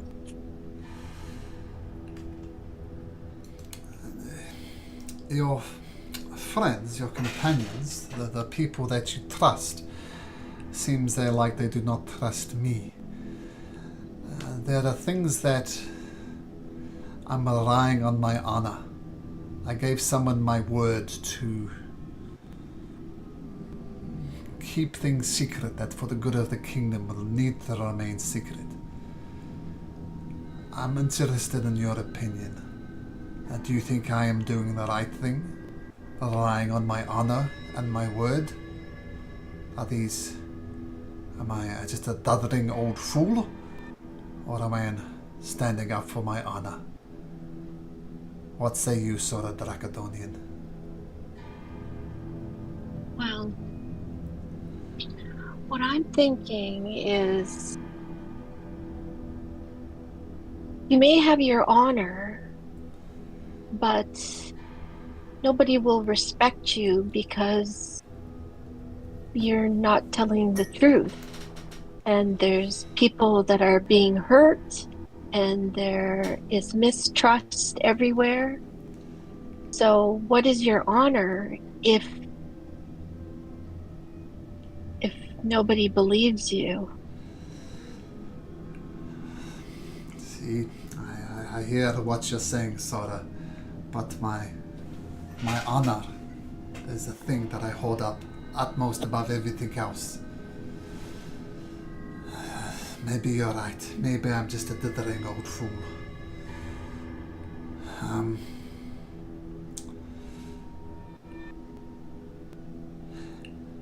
And I know you guys can hear this. Pretend that you don't. Except for Sora Dracodonian. Sora, do you consider yourself a person of honor? I do. I do consider myself a person of honor. This is strictly between me and you. If you breathe a word of this to anybody else, quite frankly, our friendship is over. This is how important this is. This is how much I'm putting my trust in you. So I'm going to ask you again, Sora Dracodonian. I'm going to entrust with you some information. And I need you to be honor bound not to reveal it to anyone. Do I have your word? I need to think about this because if it has anything to do with you harming yourself or harming the people of our town, I cannot give you my word because I bore the oath that I would uphold our people and our land. Sora Dracodonian, I took the same oath as you did many years ago.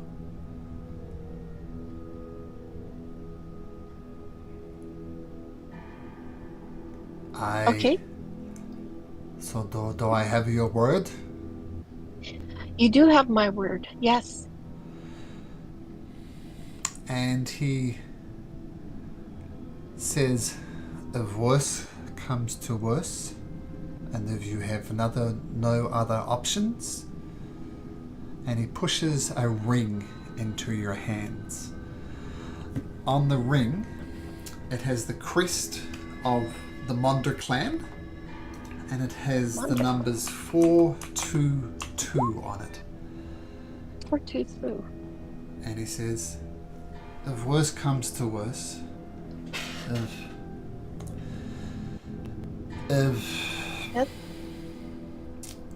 like I'm not confident in the future.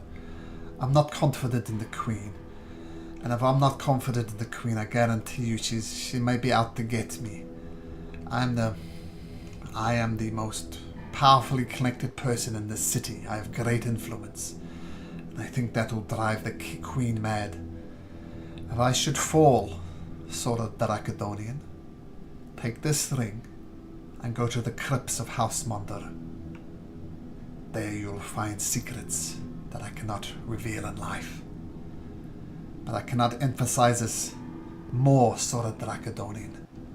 Do this only if I die. Do I have your word?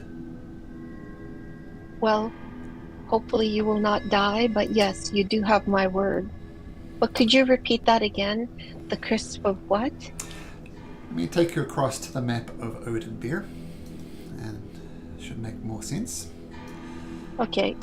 So this is what he's asking you to do. If he's unable to, basically if he dies, to go to here, number 89, which is the Monder Villa. So right, the second one is the house where he lives, and this is the house crypt, like the Monder crypts, like where they bury their ancestors.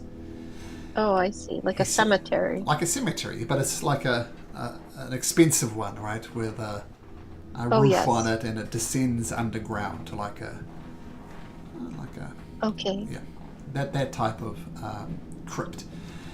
And he's telling you, like, if he dies, go to the crypt. He doesn't explain what the ring, only that the ring is important.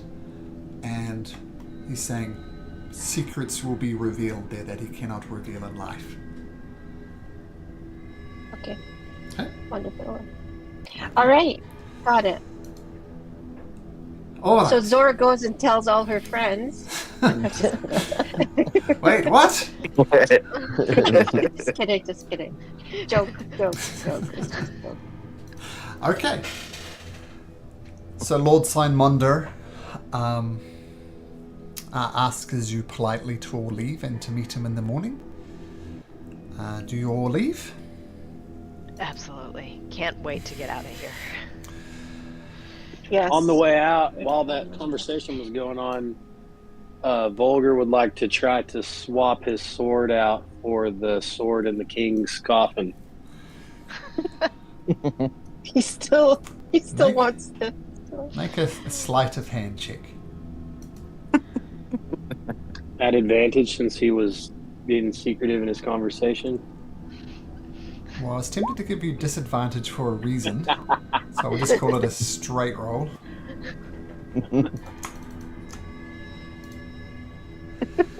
So this blade that you find next to the king, what are you replacing it with? A longsword? Yes. Okay.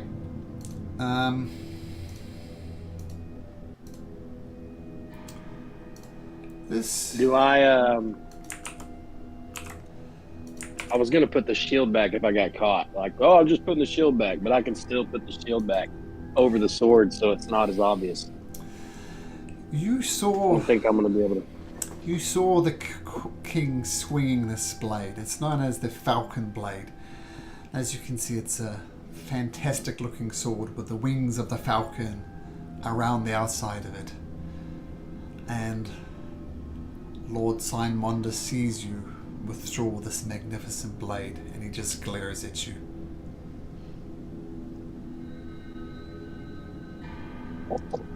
Sorry. It is a fine sword. It is a fine sword, Volga. Perhaps put it back. It is a very nice sword. Volger will reluctantly put it back. And the then shield. Place the shield on top. Alright, you almost got away with it, but he's pretty perceptive, and you can see how different the swords look, right? It's a magnificent sword compared to your normalish longsword. But you leave the crypts You learn later that the funeral of the king, just for princess and the dowager queen, effectively happens, and you're back on the streets of Oathbreaker. Wow. What a nightmare. Well, Yeah. shall we? Well, I mean, first of all, that was a lot. Is everyone all right? Been Nothing better. happened to me. I am Been okay. worse. I want to do some healing on everybody with my little die that I have. Sure. I don't know what HP everybody has or who's low. Let's just take you back to the crypt, so you can see the hit point bars. Okay. Is it what time of day is it? About noon. The funeral procession was the first thing that happened. So yeah.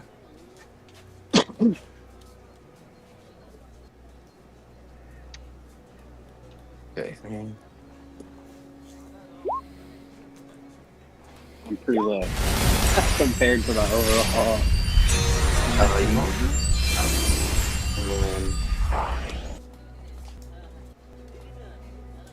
Nice. And then that's for Ari. Oh, thank you. So yeah, Thank you, I'll sir. knock off. I have 2 more. Okay. And then, do I keep my temporary hit points till my long rest? Yes. Yes. Or I get damaged. Right. Yep. So. All right. Well. So what now? Do we go to the library, or do we go after the ceremony? Sounds like we're gonna have to wait. Yeah. All this. We need to just not be talking about this stuff in public. This is all just way too serious. What time is it right now? About noon. Lunchtime.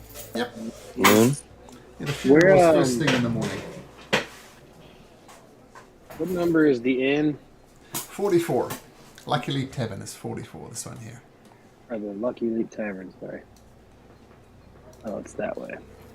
Well, Ari, Ettore, did you find anything out about this? Someplace private to talk. All right. Lucky Leap it is then. That's not private. Oh. Is there like a park we can just sit down, have a picnic? There's the Royal Gardens over here. Will there be nobles frolicking in said garden? unless you have a private room at the Lucky Leap. Yeah, I'll go room. We could all fit in too. Well, Yeah, we could rent a room, right? Yeah, you can rent a room, absolutely. So back to the Lucky Leap. Yeah, you get some privacy. Yeah. Okay, yeah, just not sitting out at the bar. Sure. So you go up to one of the rooms upstairs, and yeah, you have privacy. We'll see, like on our way over there, I thought I like stopped at like a little stall, and he grabbed like some cured meats and bread and jam and stuff like that, and just sets up a little charcuterie thing we can pick at while we're talking. Yum. Vulgar's eating handfuls at a time. Not getting the point of a he prepared- charcuterie board. He prepared a separate one for Vulgar. So, did you find anything out about the Wildtammers? Yes. We found a summoning circle in the basement. Well, you're not sure. Don't Could it tell me. either be a summoning circle or a portal to hell? It's one of the two. You're not Oh, sure right. which. Right. Well, what we Yes, think there's is like a summoning circle. It's like a ritual circle, like the one that we saw in the windmill. We were looking around, and there was a book It has this name in it. Which we're not going to say. We cannot say this out loud because we do not know what will happen if we say it. Here. I passed him a parchment and some charcoal. Well, we Right. have the piece of paper, right? Oh, okay. Like, we I'm sure we rewrote the name or something. Ari has a quill and ink. She doesn't need to use charcoal. Oh, fair enough. I have some dirty fingernails if anybody needs me to scribe something. Touche.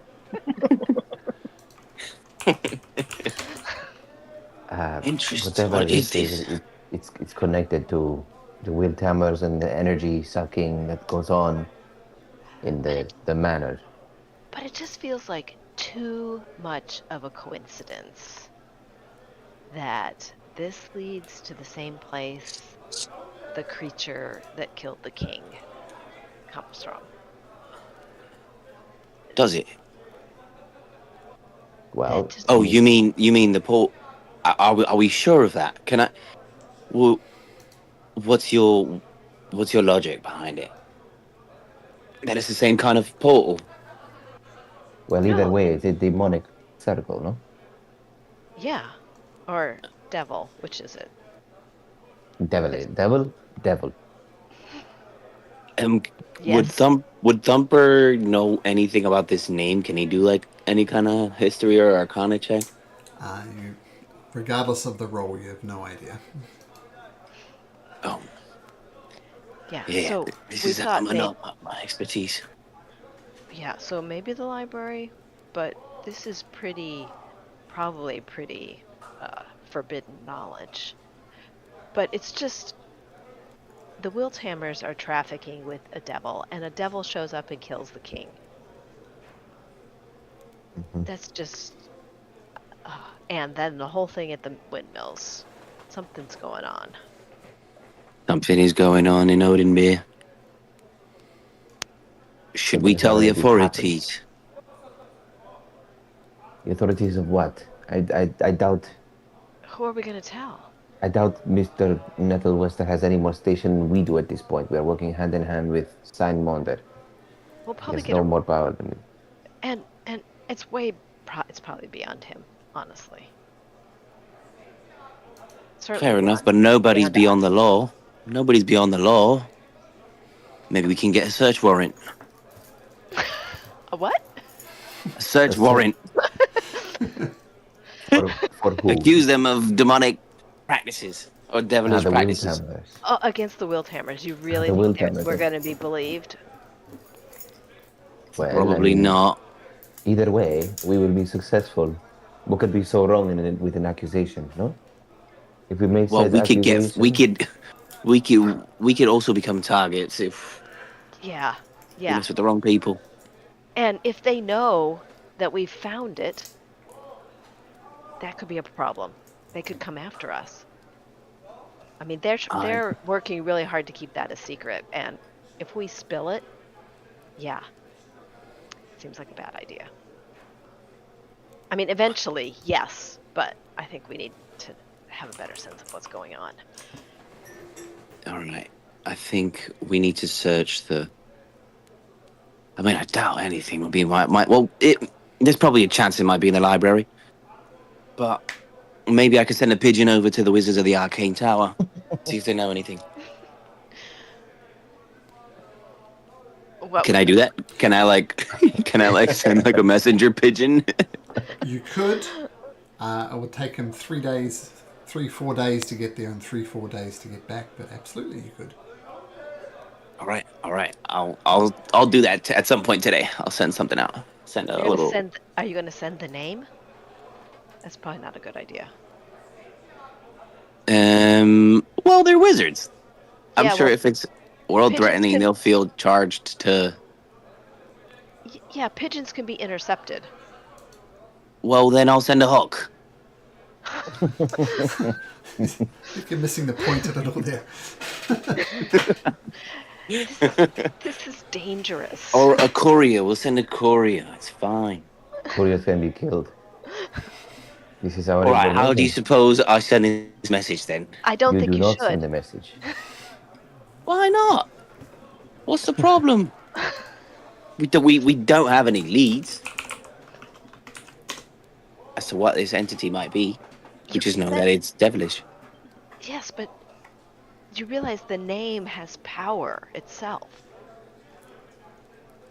Right, but knowing the name of a devil has power as well, no? Like, Right. over the devil. So we don't want it out there where anyone could get their hands on it. What if we summon the devil and ask it what it's doing? Yeah. Great idea, great idea. No, no. Right. Racking my brain here. Ari's just a little freaked out by the whole devil thing. I don't recommend you go back to that. Man, you guys, it's just giving me the heebie-jeebies, the whole situation. Well, we need to go back one more night and tell them that we're resigning our positions and we get our stuff and, all that. Maybe we just leave them a note. We don't need to say nothing, no? Leave no trace. Right, because they can resist you and have access to another planar entity. So it might not be a good idea to defy them in person. Well, they won't know that we know that. We'll just say that we're working with Lord Signmonder and it's taking Right. too much of our Okay, time. okay. Good alibi. All right. Yeah. Well, it's true. It is true. Okay, this works for me. Okay. Yeah. And Um, yeah. Well, if you don't see us tomorrow morning, you'll know devil came out and ate us. We will probably be in hell. Yeah. So it will be your job to come down and get us from hell. Mate, if you two go to hell, I'm following you to bring you back immediately. Oh, you're sweet, but If you find me in hell, I will probably have a kitchen. Well, that's not a bad idea for a restaurant name. Hell's Kitchen. Very good. All right. What now? Do we wait or do we do something else? In the meantime, I did want to check on that antidote to the polymorph potion, how it's coming along, if it's been enough time. There hasn't been enough time, but they continue to work on it. All right. Where's Jerome? How is Jerome doing? Well, he didn't go to the funeral. So what did you do with him? He's not allowed. Pig at a funeral is not good. No. Resurretain's nice enough to let him into the establishment. Yeah. Though. Jerome, I give him nice pets. I give him butt scratches, though it's probably dirty. And I give him a carrot. He absolutely loves it. Okay. Anyone want to do anything? Is there any other leads? Anything that we might want to follow up on? Some of that super cool spear you have. Oh, this. Well, in case you guys were wondering what Volga and I were up to the other night. Oh yes, you have Remember? a spear. Yeah, remember? You're always up to something we really don't want to know about. Well, yeah. Where's the fun without a little mystery? Exactly. So, yeah, I mean, we went searching for rats, and I came back with a spear. Magical spear that is charged with lightning. Look, and I poke Ari. Hey. And I poke everybody once. Get me. And I put my hand out. Just like tase Volker. Just tase him for like 15 seconds straight. Like tickling him. You better be careful where you poke that if you want to hold on to it. All right. I put it back on my back. Is there a way to pull up the map of Oathbreaker without leaving this? Sure. Not for me. Sure. Or do I just need to screenshot it? There we go. I could send you a thing, a proper map of the thing. Maybe at the end of the session, if you want a offline copy, I could do that. Awesome. I think it's in the player's guide. Is it? It is, yeah. Does it have like the names of the? Yeah, Mhm. and descriptions. Oh no shit. Mhm.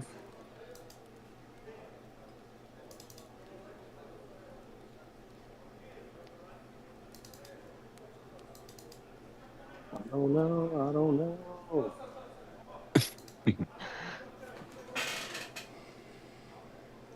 Well, I'm short for cash, guys. Do you have any ideas how to make money? And Oh. maybe we can No. use the kitchen for a little while and then sell No. some food on the street. You wanna have a pop-up stand at the market? I think it. Hmm. Well, I mean, I have skills, but I don't really need money. Why do you need money?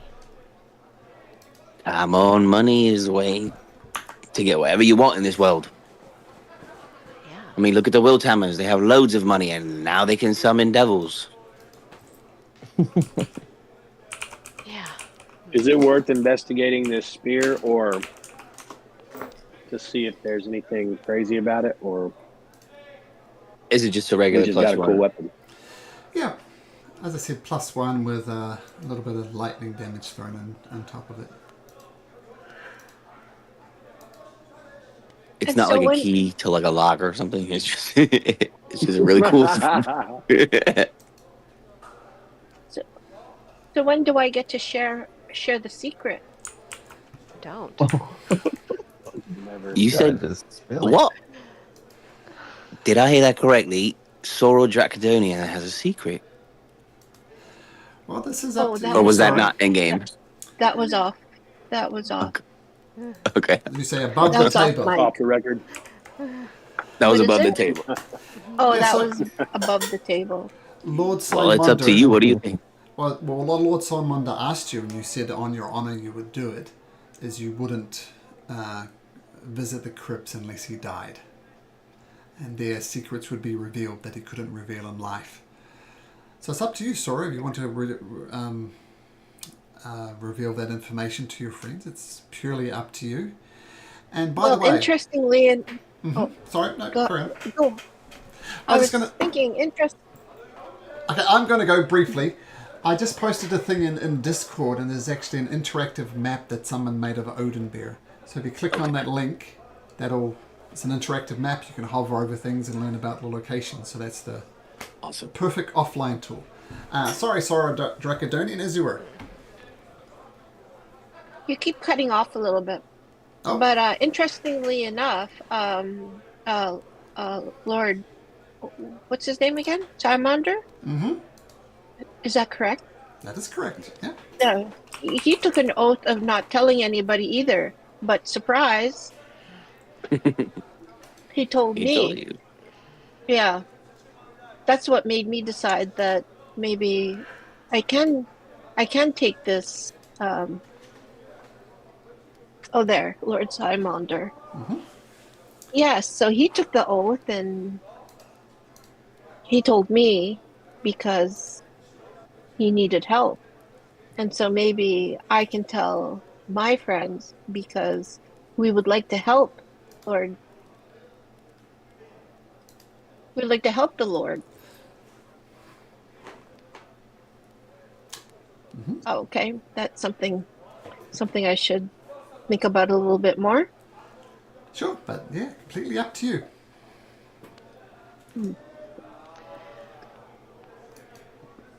Okay.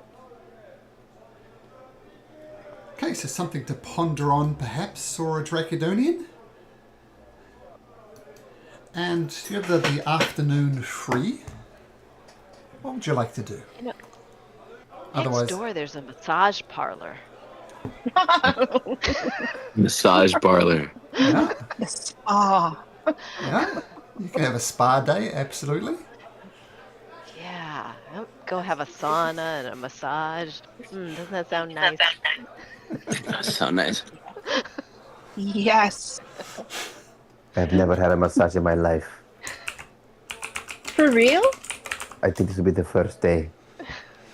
Well, you might like it. And Oh, we've been through a lot lately. Malcolm, Yes, sir. in that long backstory I gave you for Thumper, House Ronald is the same house that owns the spa. Would I have any kind of pull there since my family supplies them with some things? Sure, you can get it at half price. All right. Let's do it. Okay, so anybody who wants to go there, will cost you half a silver piece, and it's a bath, sauna, and massage parlor in all the good ways. And it's owned by a friendly blind merfolk named Coral, and she coordinates all the things. And if you like, you can absolutely have a spa as the weight of the I'm gonna nation. order a Bellini. Order a what? While everyone's having their spa day, can I go to A different Bellini. spa? To Number the tr- 26 what's 26? Sorry, at the it's top. The Burning Desire brothel. sure. Sure. The other spa. All this dear. talk of massage has me burning with desire. Oh dear. Okay. Those who go to Soap and Cream can pay 5 silver pieces to get a nice massage. And Vulgar, you can pay 2 gold pieces, and we don't need to go into any details. But Dude, you how can much? Do what? 2 gold pieces. Cut out. I don't know why I'm cutting out. Sorry, 2 gold pieces, and we won't go into any details. But you spend a night, spend the afternoon, in fact, or as much as time as you like at the Burning Desire brothel. You're breaking up. I'm breaking up. Well, this is a good point to end the session then, and we'll pick it up next week with the coronation of the Queen. All refreshed. Excellent. All refreshed. Yes. Oh yeah. My dragon skin is dry.